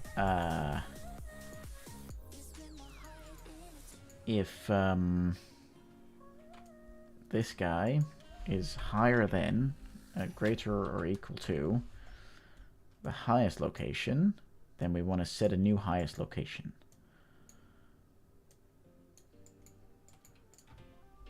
And that's what I want to print string. We want to print string it, and we want to take the reference. I need to clean this up afterwards, and we want to say clear and invalidate timer once we go to sleep, basically. Okay, cool. Let's give this a shot, shall we? We're just at 600. Very cool. So that seems to be a small little obstacle. Go ahead, give it a try. Cool. Now, if I now go over this hill,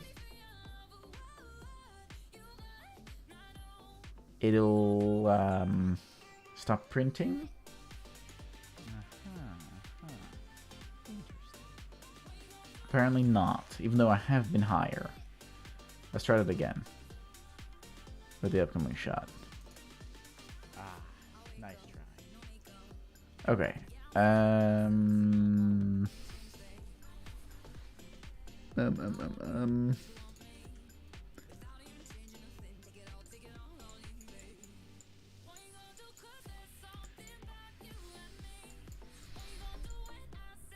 Current Z location.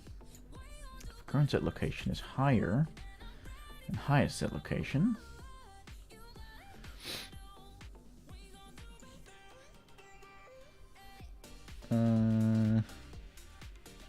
oh, I'm using the wrong thing. Well, we're not moving the default scene route ever. We are only moving the sphere collision. That is the part that went wrong. And that's also makes it a little easier to test by not having to go all the way from there. We can just go from here. And let's also put it a bit closer down. Yeah, there we go.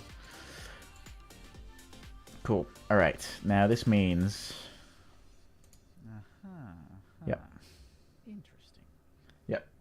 It tracks progress this way. Because that's the same height. So this should... Well, unless I do a little jump. If I do a little jump... Oh, no. There we go. Yep. Nice. So we got to 530. Now, if I do a really, really hard shot against this thing... There we go. We got up to 1068. Failure can be a choice. The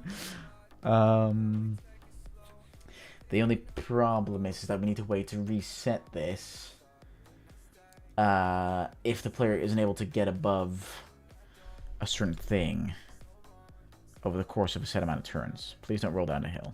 I really can't use that shit right now. Let's see if we can get up with a full power shot. Yes. Nice. Good shot. Good shot. Nice shot. That's the Nintendo voice saying, nice shot. Okay, that was... Nice try. Yeah, randomly definitely doesn't work. Okay, this is still not higher than what we were. Now this jump is pretty cool. Ooh, nice one. Okay, please stop rolling. Stop rolling, stop rolling, stop rolling. Please, for the love of God, stop rolling. Thank you. Okay. Bam. Nice. We got to a new high. Yeah. Okay, so we measure progress. Great. If I just do this, there you go. I can go even higher. But that's also the last time I can go higher. Okay, so we measure when we go higher than something, than the last previous point that we got higher, which is good. So this system works. The problem now is,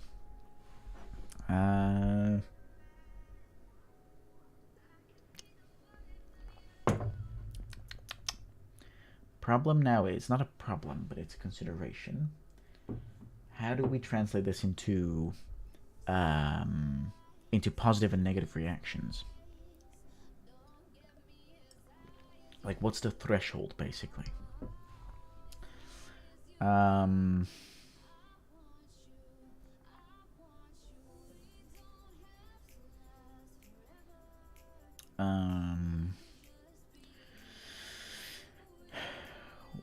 We could, because theoretically, if we get to a new high and we stay on that platform, then we will have a great time, right?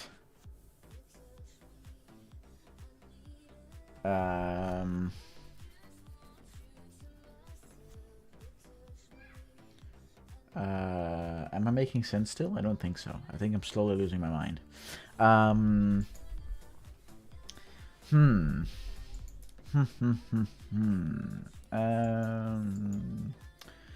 No, this is easy. This is easy. I would simply say, if this is false, that means I'm losing progress.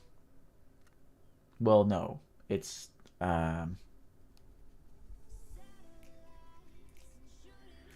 if it's false... Yeah, I can determine the intent. Yes. Okay. If it's false, then I go into a new branch, and I basically say,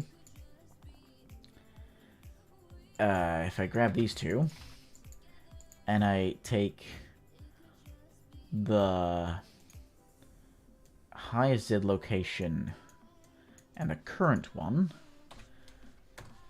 if I subtract the current one from the highest one, and this, can I use a select here? That might be easier.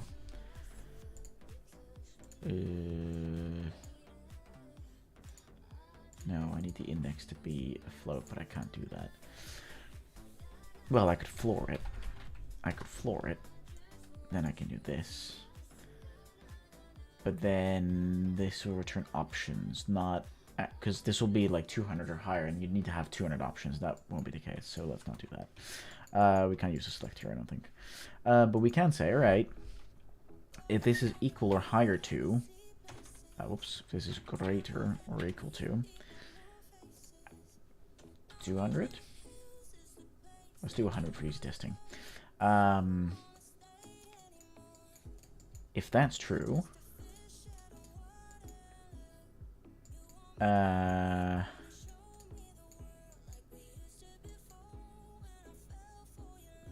we play a sound, right? So if we've lost more than 100 or 100 in height, then we play a sound. Let's make this 50 to make it really easy. The only problem is, if I shoot up against something, Yeah, no, that's fine. That's fine. And that's an edge case anyway, so that's fine. Okay, so now we gotta play a sound to a system I don't have a reference to. I don't love doing this on tick, actually. Well, it's not on tick, but it's 100 times a second. I'd be playing 100 sounds per second. I'm glad I caught that now. I could do once it. I could do once it. Do once. And then I could custom event it. Whoops, nope. I could custom event, reset, audio response, do once. And I could basically play it at the, where am I doing this? Oh yeah, I could basically do it here.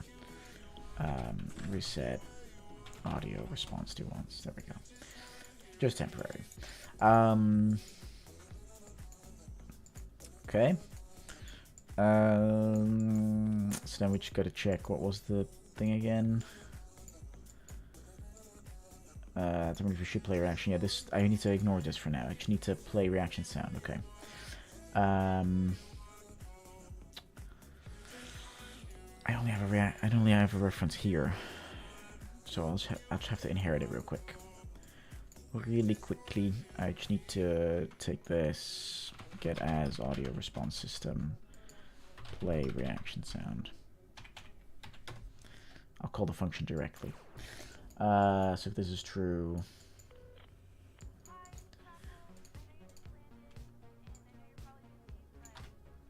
okay. This looks like it makes sense. I think. I always wonder how this is like. What's like? Can't even speak. What this is like for people watching the stream. Like they're just seeing me descend into madness. All right, now, if I were to, why am I so high up? That's strange. If I were to shoot this downwards, let's pause this. Actually, just for good measure, let's quickly just do that. Okay. And actually, for good measure, let's do that. Oh, I don't know if the system is working now anymore. Oh no, I removed the print string actually, so this should be fine. All right, this should now work if I now go down this hill.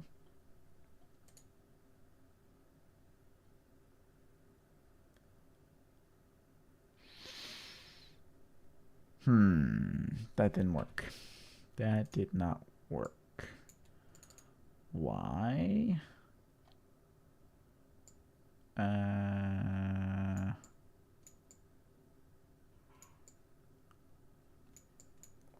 Was it triggered at all?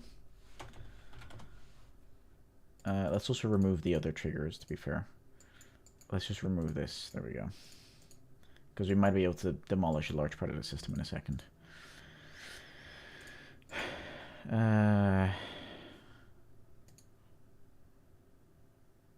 It is not triggered.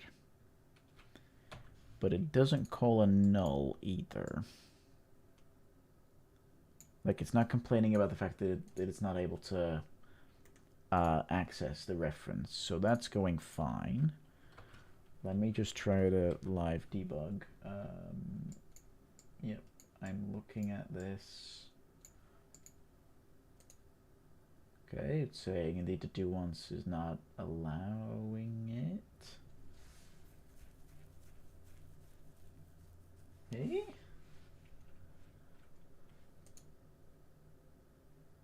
Oh.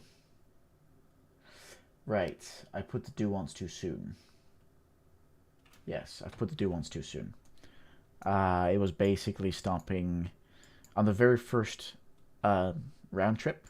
It said, okay, do once, but we obviously hadn't lost 50 points in progress yet, so that was the issue. There we go. Yeah, that fixes it, I think. I'm pretty certain that fixes it. So we'll first do this, which means it's not true, which is fine. And then we'll just go down that hill, and hopefully it works. Let's find out. I think we both saw that That worked. It worked. Holy shit. Don't look at me. You did that. Oh, but that shouldn't have worked. Oh, I know why though. I I think we both saw that. Yeah. I know why. Because we're never resetting it. Because there's a absolute highest and there's a relative highest since the last shot. How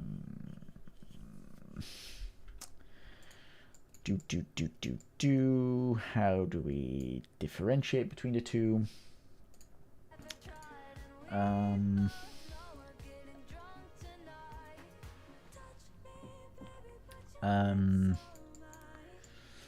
How do we differentiate that? We simply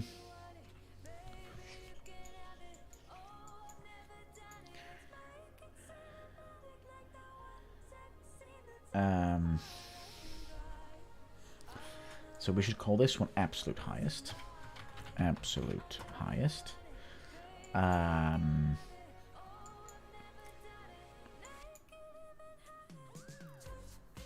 And then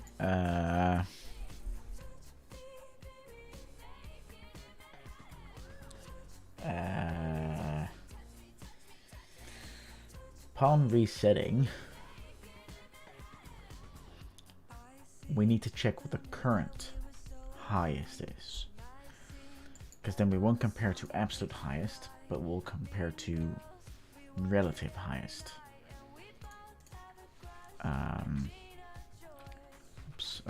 Relative highest Z location, and in the description I'll say highest Z location since the last shot. Highest Z location throughout this playthrough.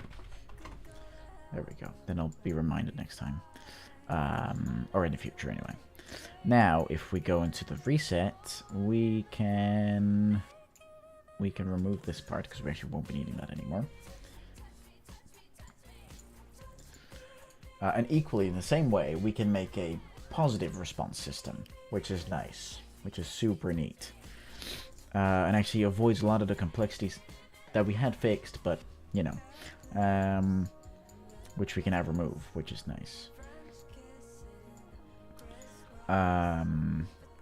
Okay.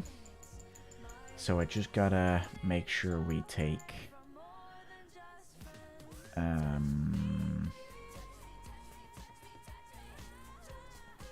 reset. Oh yeah, this is just a custom event. Okay. We can make a function. Do we really need a function for it? No, but it's cleaner. Calculate relative highest Z location. And we just take this guy, we say get road location, and we break this, and we take this guy and we just set it. And we call this every time we reset. I should have just control queued it instead of... Oh! I crashed it. God damn it. Oh, man. The computer itself is fine. Unreal, however, on the other hand, is not so fine. There we go. There we go. For God's sake. I love the progress we're making, though. We're making really good progress. Because we have an hour of streaming left. And let's see how much it saved. Oh, it saved almost basically up until the point it crashed, so that's nice. There we go. Yeah, we basically will have... I don't like that it doesn't retain the position of those boxes. At least Unity does not totally crash very often. I have a feeling you're being somewhat sarcastic there. But I genuinely don't know how stable... Yeah, shit. I don't know how stable Unity is, to be honest, so...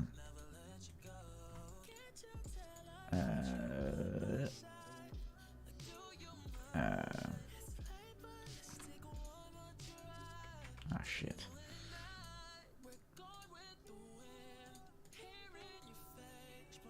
There we go. And then this one can just move in. There we go. There we go. Resetting the audio response to ones and calculating the relative highest Z location. It does show up random weird errors in the console, but it does not just crash or shut down often. Check. Gotcha. So instead of crashing the engine, it'll warn you that there's something significantly wrong, but it won't quit out, basically. It has a recovery state. Now the thing is,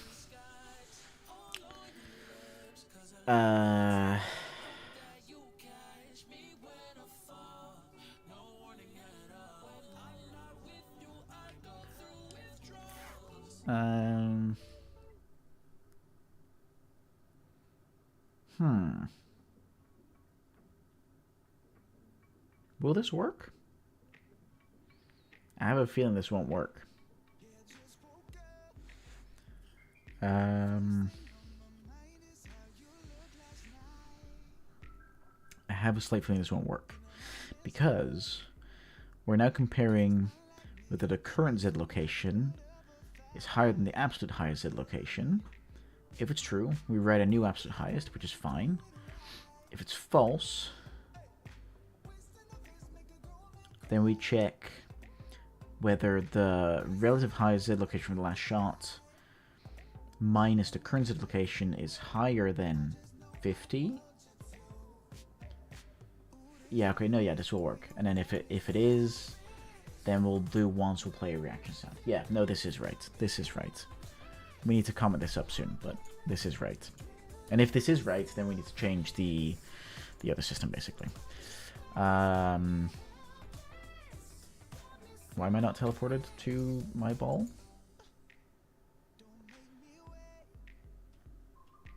Why am I not teleported to my golf ball? Huh? I haven't changed anything. Well, it crashed, but I haven't changed anything beyond that.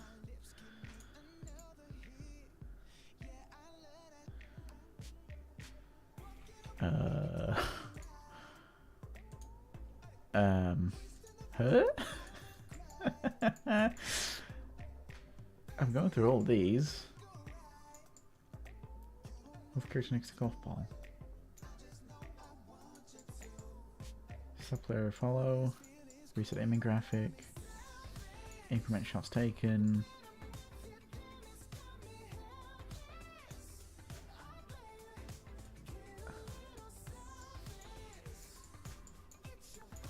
This is... Huh? What? Let me just... oh, whoops. I still got this one here as well. Let me just debug this on the side here. So I understand what the fuck's going on.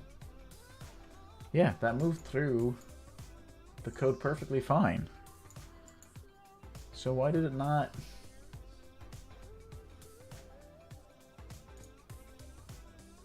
So I can shoot the ball. And then it's going to come to a stop again. And I'm set back to here. Huh?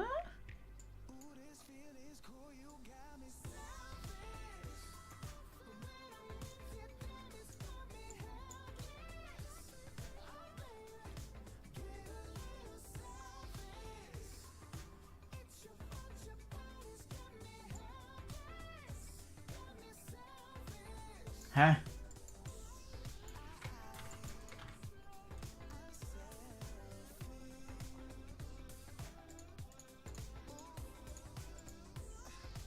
Yep, there we go, fixed it. I was just stupid. Very good. Alright, now if I do a nice hard shot against that, that should have played something. Don't look at me. You did that. Oh, maybe because it wasn't 50, actually. Yeah, probably because I wasn't 50. Let's do that again, but make the condition smaller. Or the condition... Let's do 20.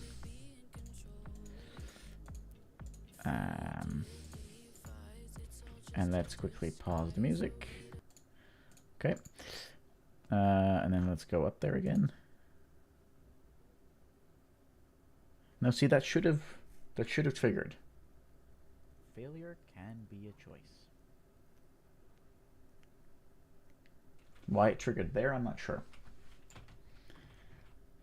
Because this is like a theoretical meter up. Like if I make this go down like that, I need to do it twice in order to get to the top. Yeah. So that should have worked, but it didn't. Because I'm not setting the relative highest thing at the start. Yep, because this is now 0.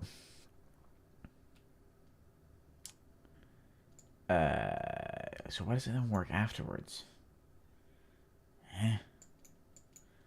Let's print string it. Let's see what happens. Actually, we'll scrap the variable separately.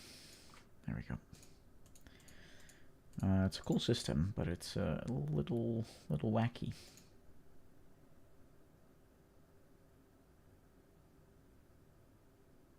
$705. Ah, nice try. Heh. I am confused. Why am I confused? Because I've got a message from someone.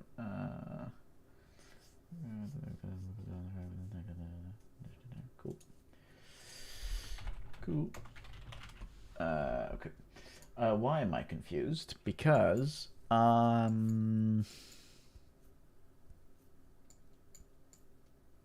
once we shoot, take the current Z location, we then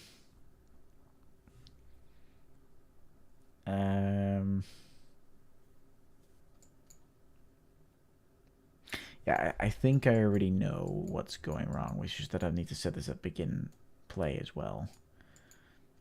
I'm pretty sure that's what it is. Whoops. So set this to wherever the golf ball starts. Get world location. Break it into 3. Only grab the Z. Connect it up. Whoops. Okay, that's not too bad.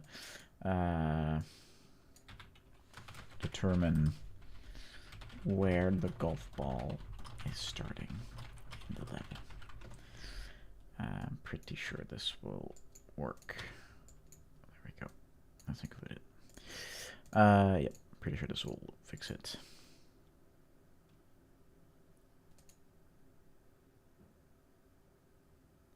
It doesn't. Huh. Please keep rolling. Oh. I need to make a zooming function that I can zoom in on the golf ball, just to showcase how close that is.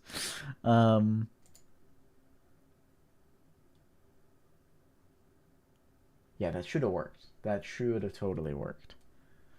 Because if I now shoot it off of this side, it will work.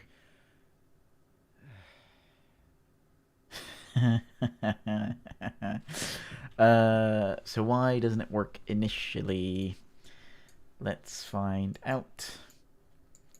We do this, we check this. If this is false, let me put it on the side here, because I need to check why it's not. Okay. Shoot it up there.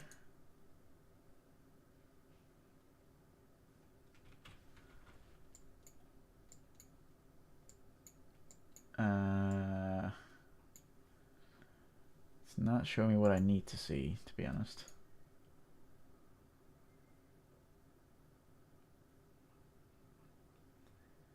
Yep, it's basically saying that 20 is not covering it.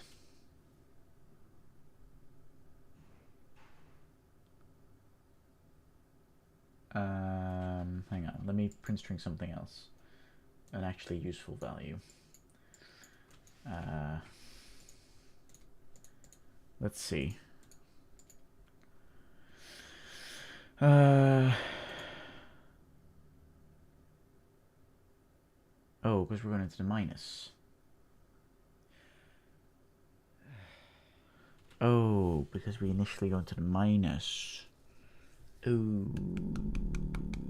I understand. I understand.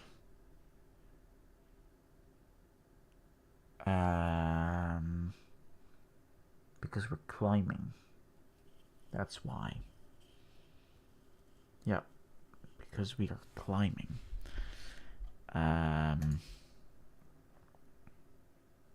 Yep. See that on the left? It goes into the minus, and then it goes back to 0, because obviously that's the case.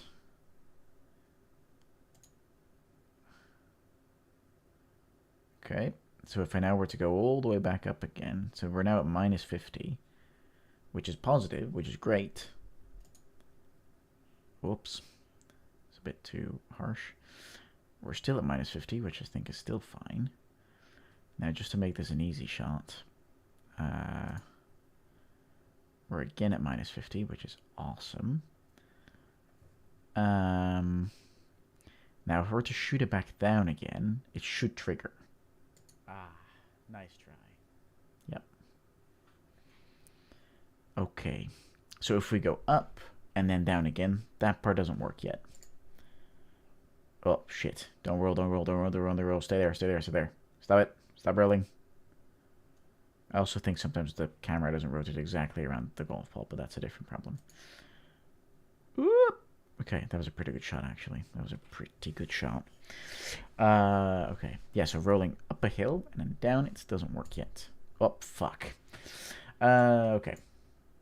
Okay. Well, that at least gives some idea on what's going on. And I think I know how we can fix it.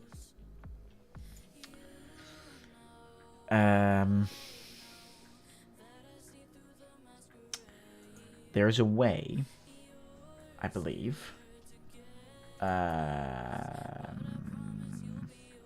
There is a way to ignore whether something is positive or negative. Absolute floats. Yeah, I think that's it.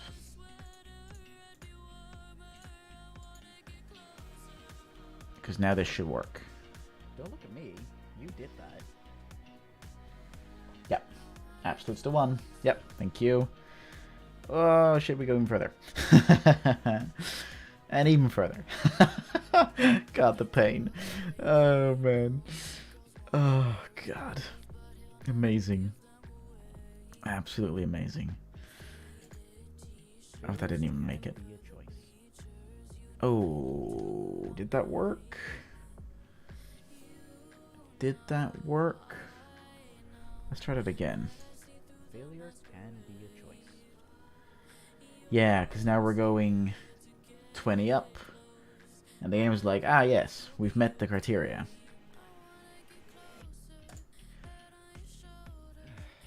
Yeah, so okay, so Absolute would have been the one.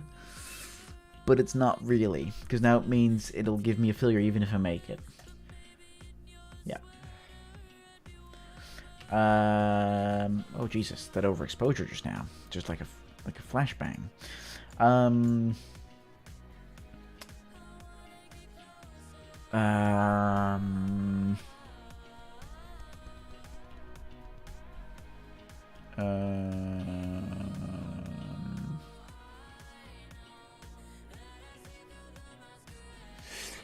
Yes.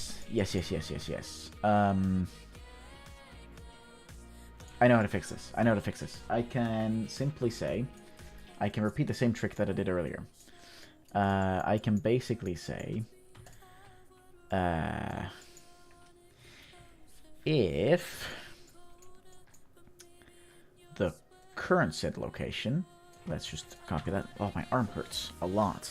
I need to figure out my desk setup, because I'm noticing that I'm like leaning it on the edge of the desk, and it's creating, I'm not sure if this is the English term, but it's RSI. I think that's the English term. And it's not a great fucking feeling. Oh god, that hurts. And I'm the type of idiot that is already... Stretchy, thank you. Oh, man. Oh, that hurts. Oh, that shoots through my entire arm. Jesus. Yeah, I'm the type of idiot that's broken his arm 5 times now in my life. 3 times my right wrist and arm, and twice my left. Because I'm an idiot and I don't watch out where I'm going. I think every single... No, 4 out of the 5 is me tripping over my own feet. The fifth one was someone tried to stop me at a gym class, basically. And I tried to dodge, and they like made this like wild grab for me, and they grabbed my thumb instead of like the rest of me. And I fell down, so they basically just, you know, my thumb was fine. It was the rest of the bone here that was not fine. So yeah. So I need to be extra careful. Everyone should be careful with RSI. But someone give milk to this. Bones are brittle as glass. Yeah, they did investigate that. Like they did research if that was the case, but it's not. It's just I'm just an idiot. I'm just an unlucky idiot. That's what the not the surgeon, what's his name? The person that puts the cast on. That's what he said. He was like, "Yeah, you've got perfectly healthy bones. You're just unlucky." And I was like, "All right, well, fair enough." But I haven't broken my wrists in 7 years now, I think. So let's keep it that way. Let's absolutely keep it that way. Sorry, we got completely off track. Greater or equal.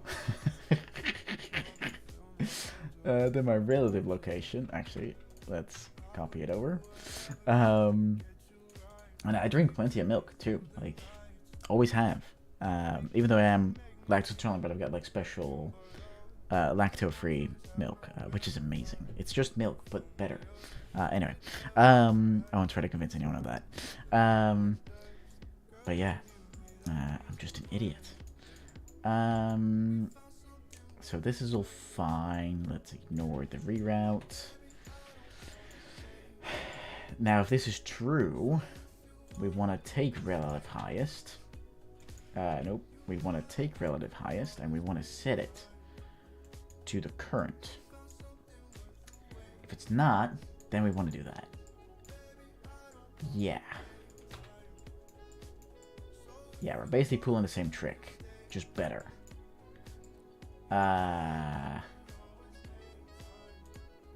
Yeah. Because now if I print string this, print string this variable, nice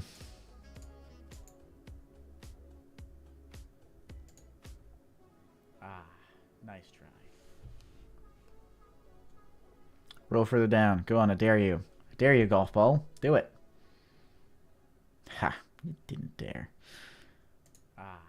Nice try. Thanks, me. Cool, that worked. Let's see what we want to do, or how we want to finish this system off. Because this works. The only thing that it doesn't work for is if you fall down even further, right? There needs to be levels there, essentially. I just don't know how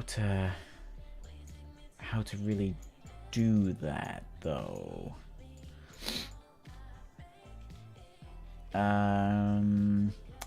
Well, okay, so a dirty way to do it, right? God, I'm starting to hate this. I need to function this up ASAP.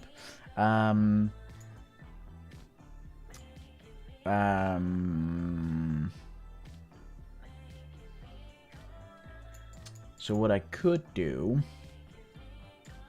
is on true,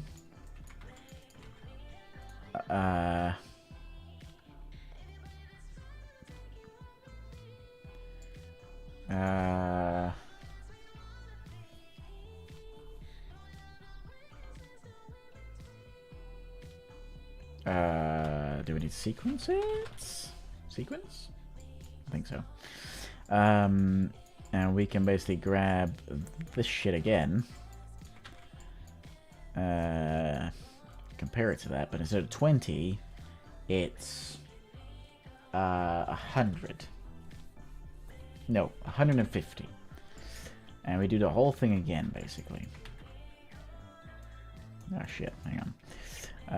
Let's do that.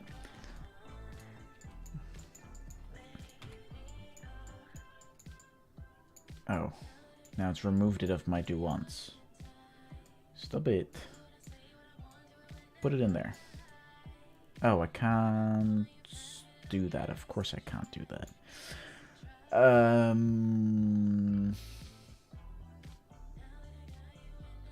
Because I need to do it simpler, actually. Let's add an extra variable. Can play reaction. Yes. And then instead of a do once, I should just put an if in there. Can play reaction. And then as soon as we determine that we can, we set it to off, basically. But the only thing that's gonna get that borked up is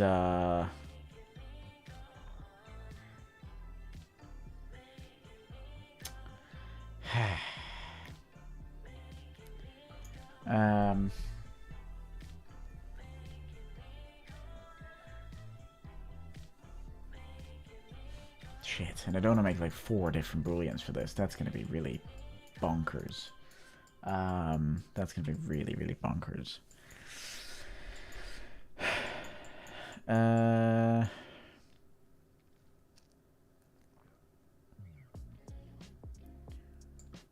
Yeah, so this works if there's only one gradation.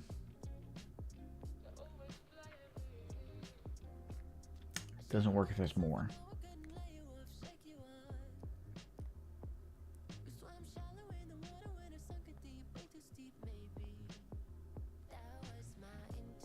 Yeah. Ah, shit.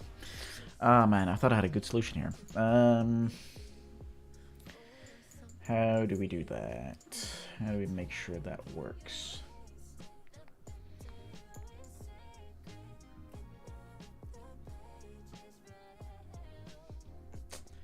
Okay, like that. Let's delete this. And then I can just plug it in there. I could sequence it. Talking about dirty code. Oh god. Even Blueprint Assist is like, what the fuck are you doing? This is broken. Okay. Very good. Very good indeed. Oh, this is so screwed. What in the balls is going on? I don't know how to fix this. Oh, here we go. That's how you fix it. Alright. Oh, that's even... Why is it so far away? God. Don't worry, I'll make it better, I promise. I promise I'll make it better. Let's just put this in one giant comment, not that one, and say determine audio responses, show bubble. There we go. Oh jeez, this doesn't even accomplish everything. And we'll have to turn this into functions, either today or next time. Because this is nuts. Okay. I've also ran out of drink, which is not great.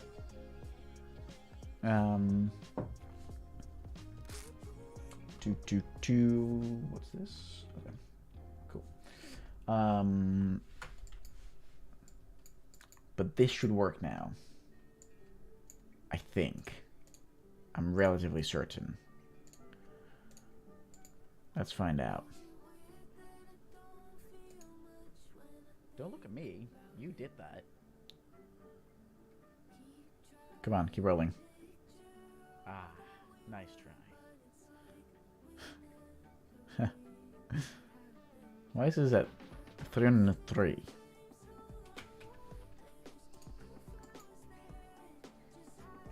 Yeah, because it's slightly above for some reason. See that? Why is it slightly above?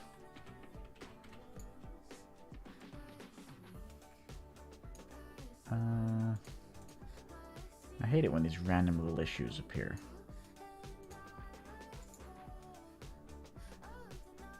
See, now it's on the floor. Failure can be a choice. Oh, right. Okay, so that's the only problem there then. We can't play another sound when we're already playing a sound. Which is a separate check we need to do. We're almost there. We're almost there. We are all... Because right now, we're just straight up playing this. And we first need to check if we're not playing a sound as it is. Okay. So we need to promote this to a variable. Which is... audio component reference. And we need to basically check if we are...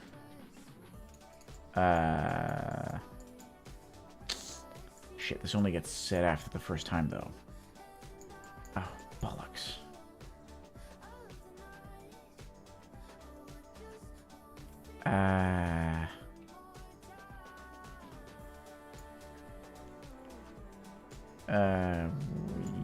Yeah, I think this will work. Is playing? I'm worried what happens when there's nothing set. And if it's false, then it should continue. Whoops. Right? Yeah, we can remove this later, but... yep. Don't look at me. You did that. Yeah. Nice. Nice. Solid. Solid. Oop. Yep, we did indeed get a... Oh. Which means it didn't actually work, though. Because we're not setting this as anything.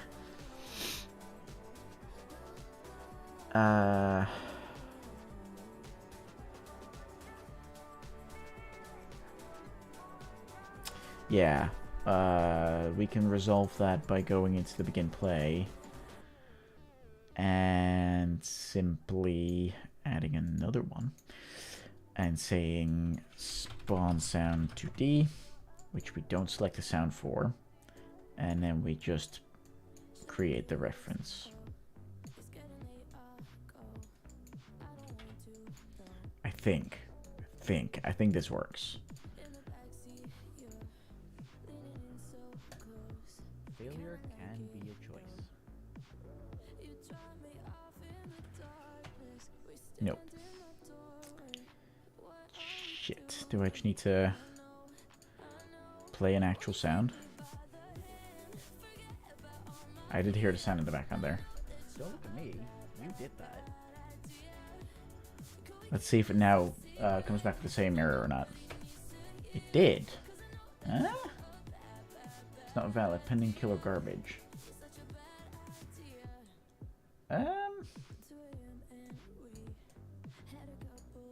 Play reaction sound. So here it's saying it's not valid. Does this kill itself after it finishes playing? Probably, right? It probably will.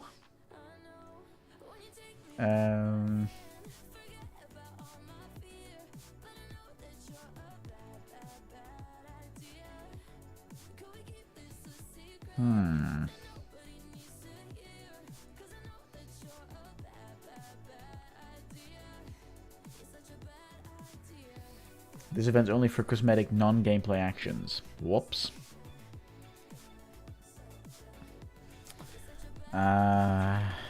Sound attached. Yeah, this doesn't have the same non-gameplay action.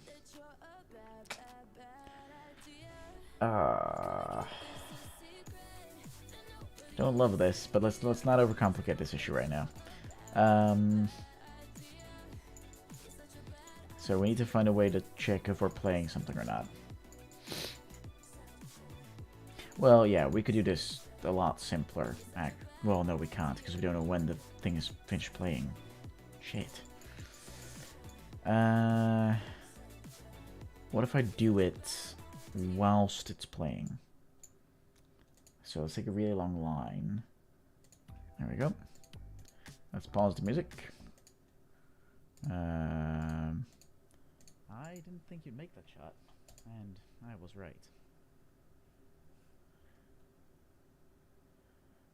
Okay, so obviously you didn't play a second one because we were playing something else.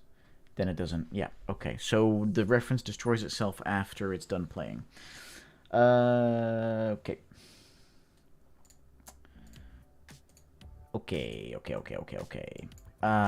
Reference destroys itself after it's done playing.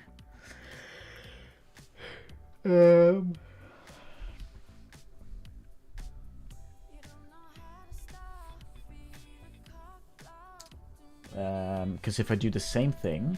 I didn't think you'd make that shot, and I was right. Failure can be a choice. Okay.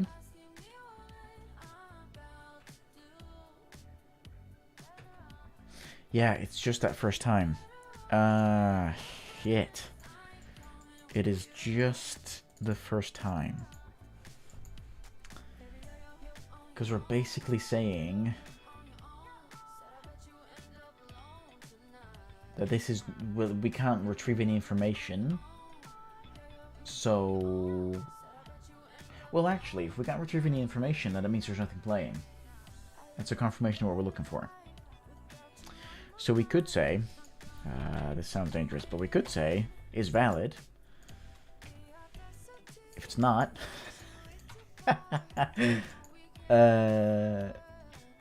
then we don't play something. Or we play something, because there's nothing there. Right? I didn't think you'd make that shot, and I was right. Failure can be a choice. Yeah. Yeah. That works.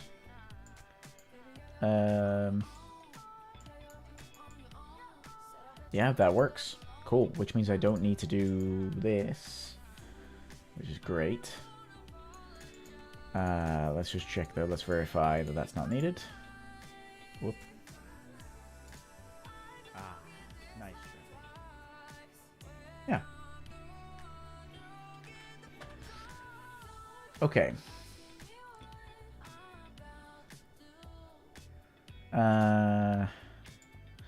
So I can remove all of this, basically, because we no longer need that. It was a great system, but we've deleted it. And now, in order to finish this up properly, I need to... I don't care about this anymore.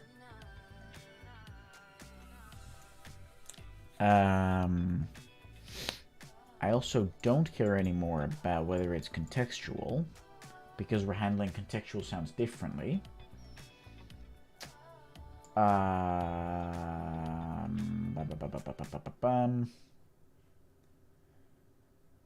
Yeah, we don't care anymore about a buffer either.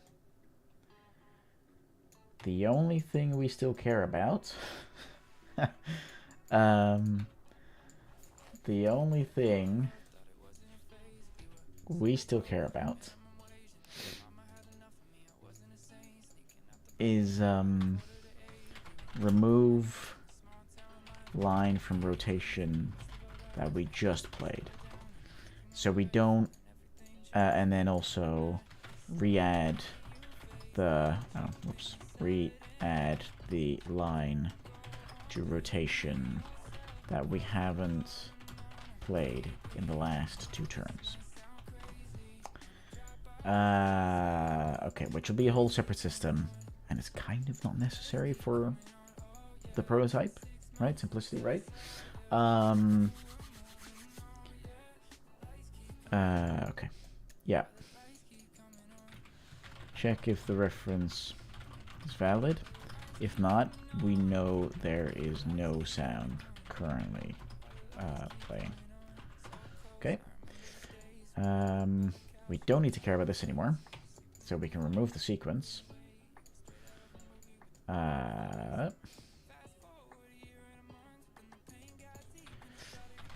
Check if we want to give a negative or positive reaction. Okay.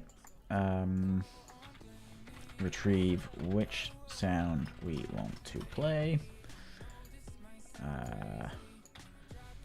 Play the sound and create the reference. Well, create and update. Update the reference. And then these 2 can go here. Okay, that's commented. Great stuff. Then we got, is there anything we better remove here? No? Actually, we should remove calculate shot since last sound. We don't need, it's in use. Where? Find references. Oh, right, but it's, it's in use. Where? There we go. We don't need that anymore. Remove execution pin, and we can delete this one now. Yep. Cool, and we can delete this one now as well. Nice. Look at us optimizing systems. Now we got to do the one thing, play reaction, that most people will always forget. Because of whatever reason, especially in professional environments, people always forget to do this, which is to go into your technical design and fucking update it. Don't leave your feature design outdated. When the player shoots, the game will track their progress along the z-axis. We track the absolute highest Z position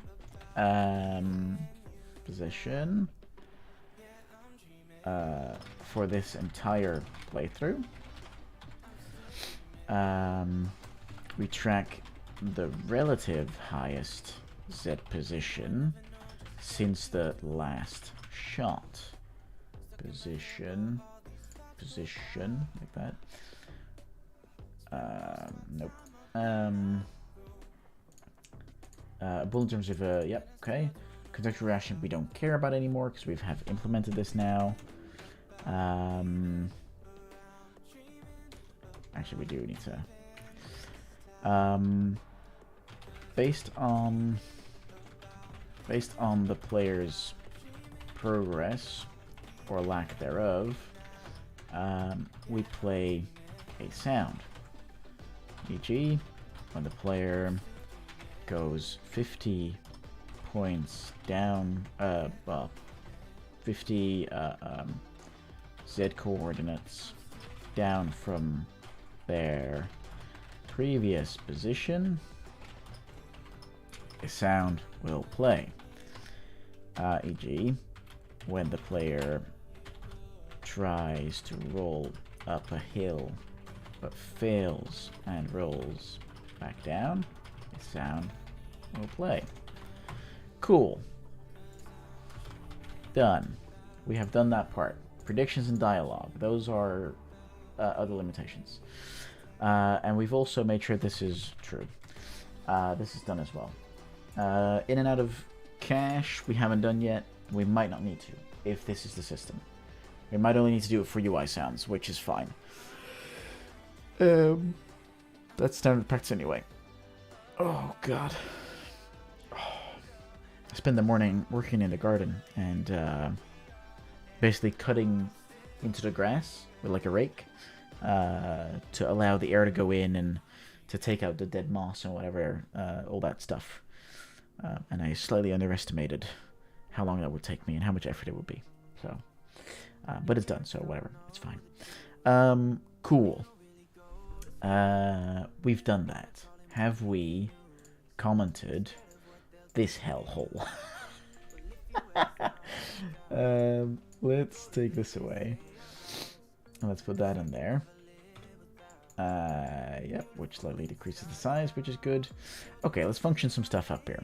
Can I function up something with an if included? I know I can. Collapse the function. Okay, so it ignores stuff with branches, basically. Because this is now... Oh no, it's got everything. It's got everything, but it doesn't know how to react, basically. I can only hope to see grass here. It's all covered with snow. Really? How much snow is there? What's the layer like? I might wanna... Nah, oh, shit. Let's take that out. Because there's been no snow here for a while.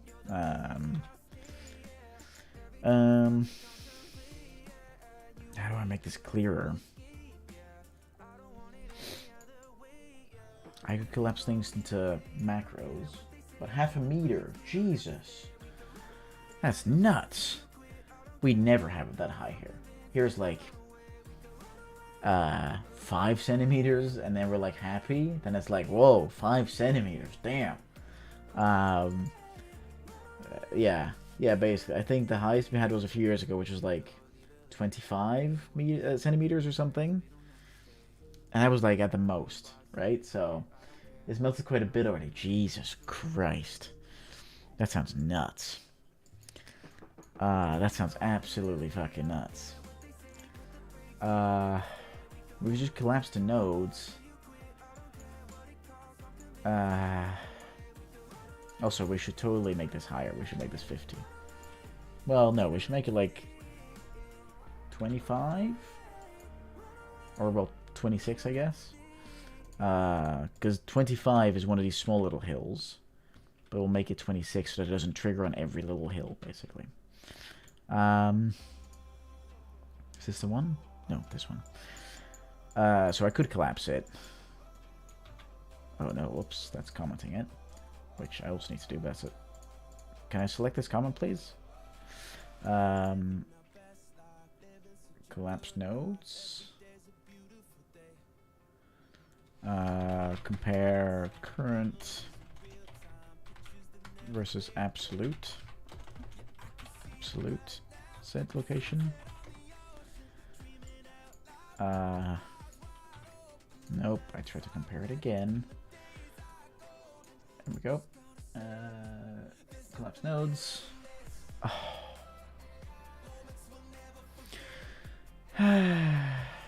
It's Blueprint Assist that's crashing.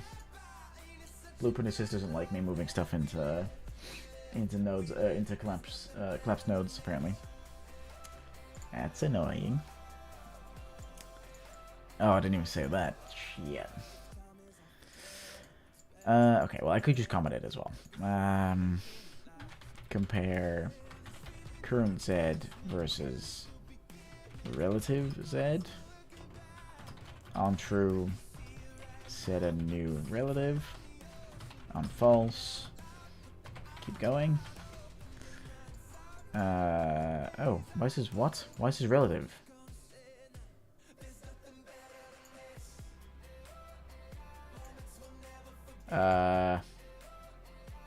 It should be absolute, not relative. Why has this switched it out?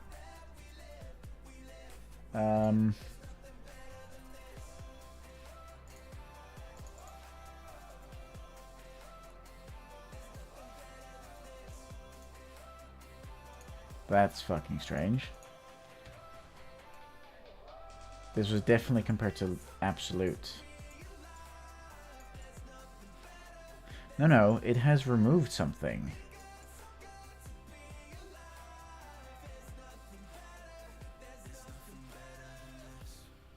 Yeah, it has removed something.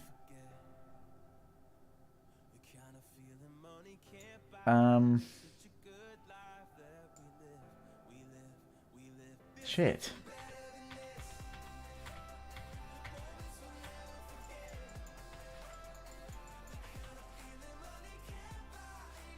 Huh? What?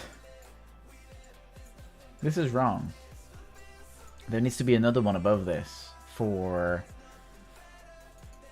Oh. Oh, I never... Oh, okay. God, that was scary. I forgot to paste this back.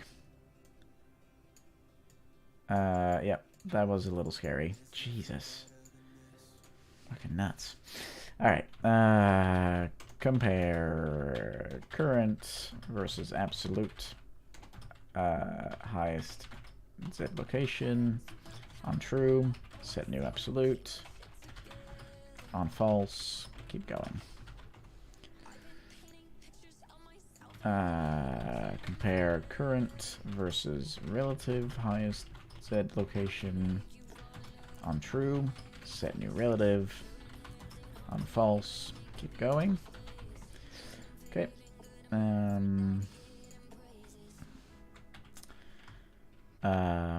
Check if we have moved down in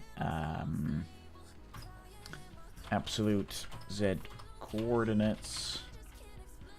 If true, keep going. If false, stop.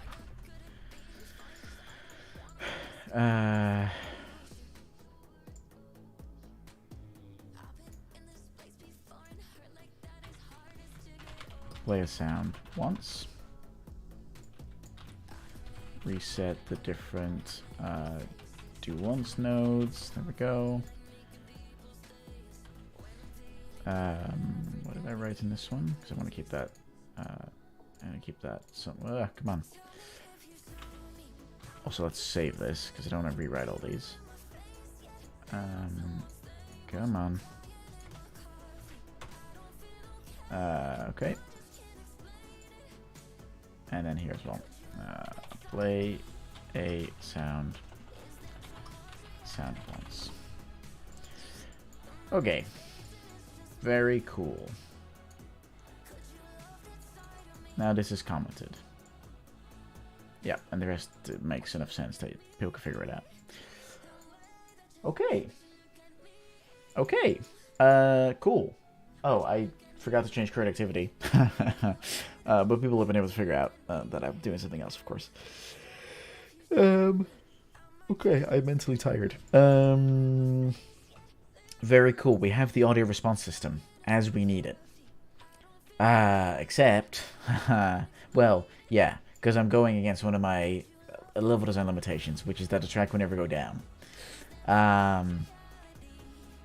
Yeah, I broke my own rule there. Coding is mentally tired. Yes, it is. Yes, it is. 100%. I have a lot of respect for the people that can do it 8 hours a day.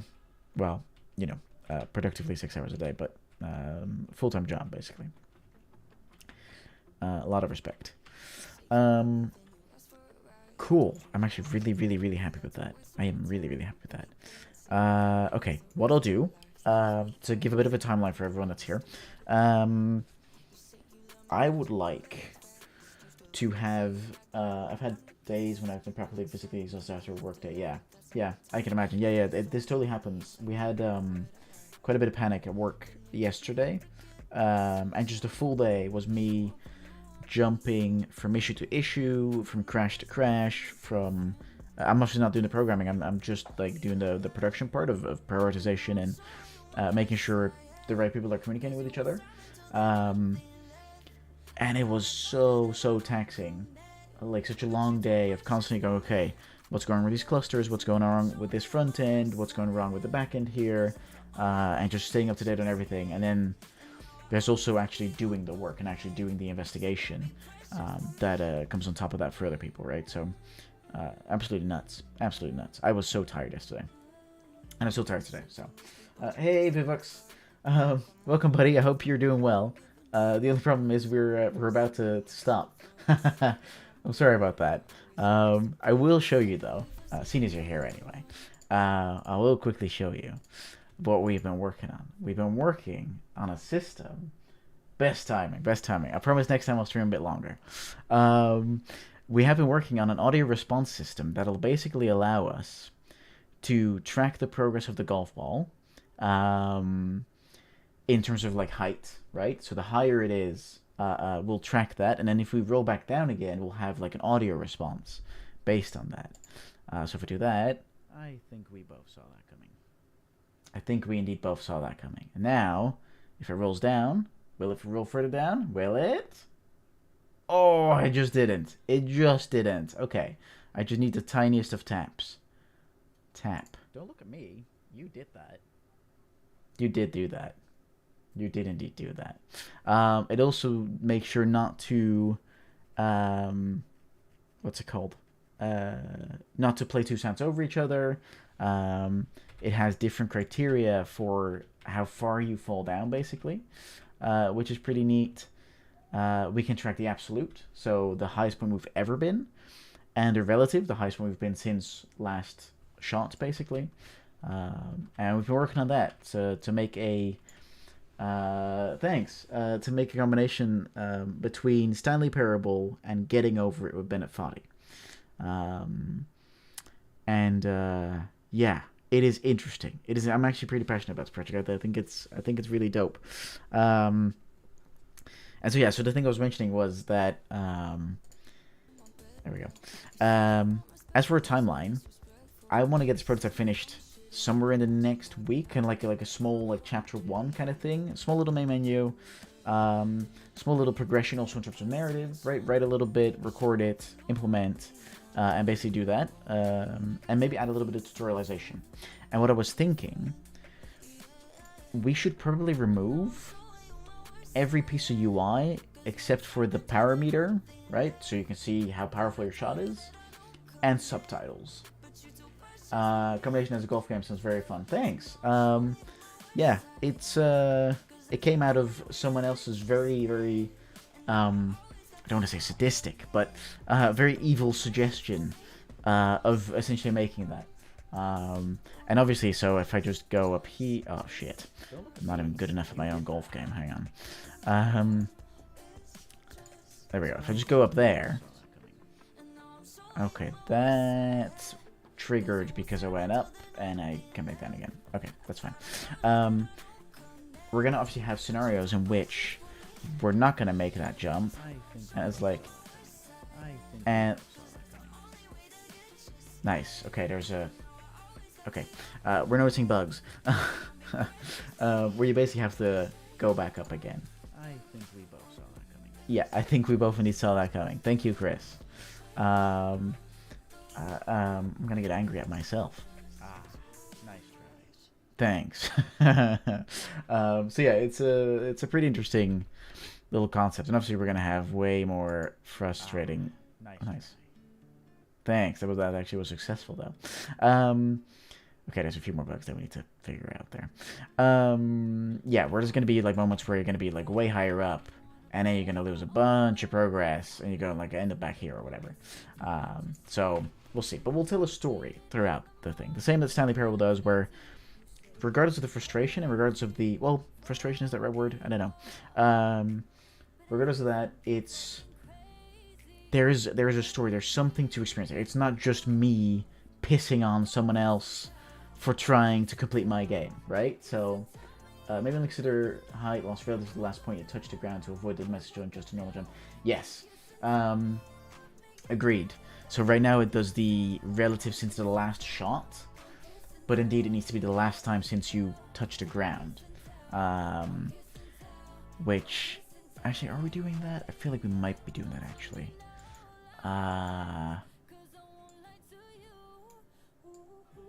Yeah, because if we go higher than our last highest, relative highest, then we set a new relative highest.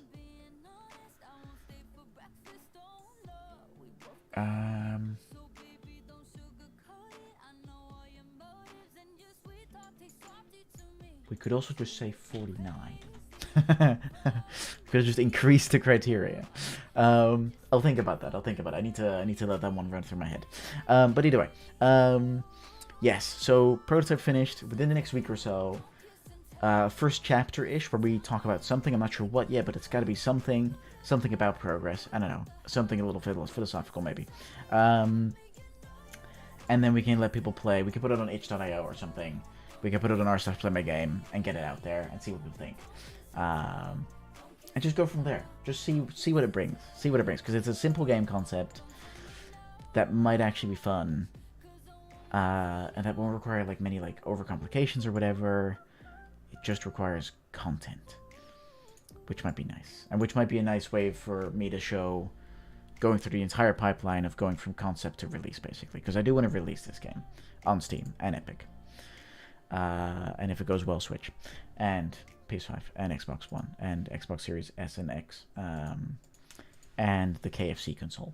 Anyway, with it all out of the way, I hope you guys enjoyed this stream. If you did, awesome. That's it. That's everything. If you want to leave a follow, please feel free to do so. Thank you to everyone that was watching. And then I'll see you all next time, which could be, I'm not making a promise, but it could be, you're very welcome, Jago. Thanks so much for being here. It could be somewhere early next week. I'm not sure. We'll see. All right. Thank you all very much, and we'll see each other next time. All right. Thank you. Bye.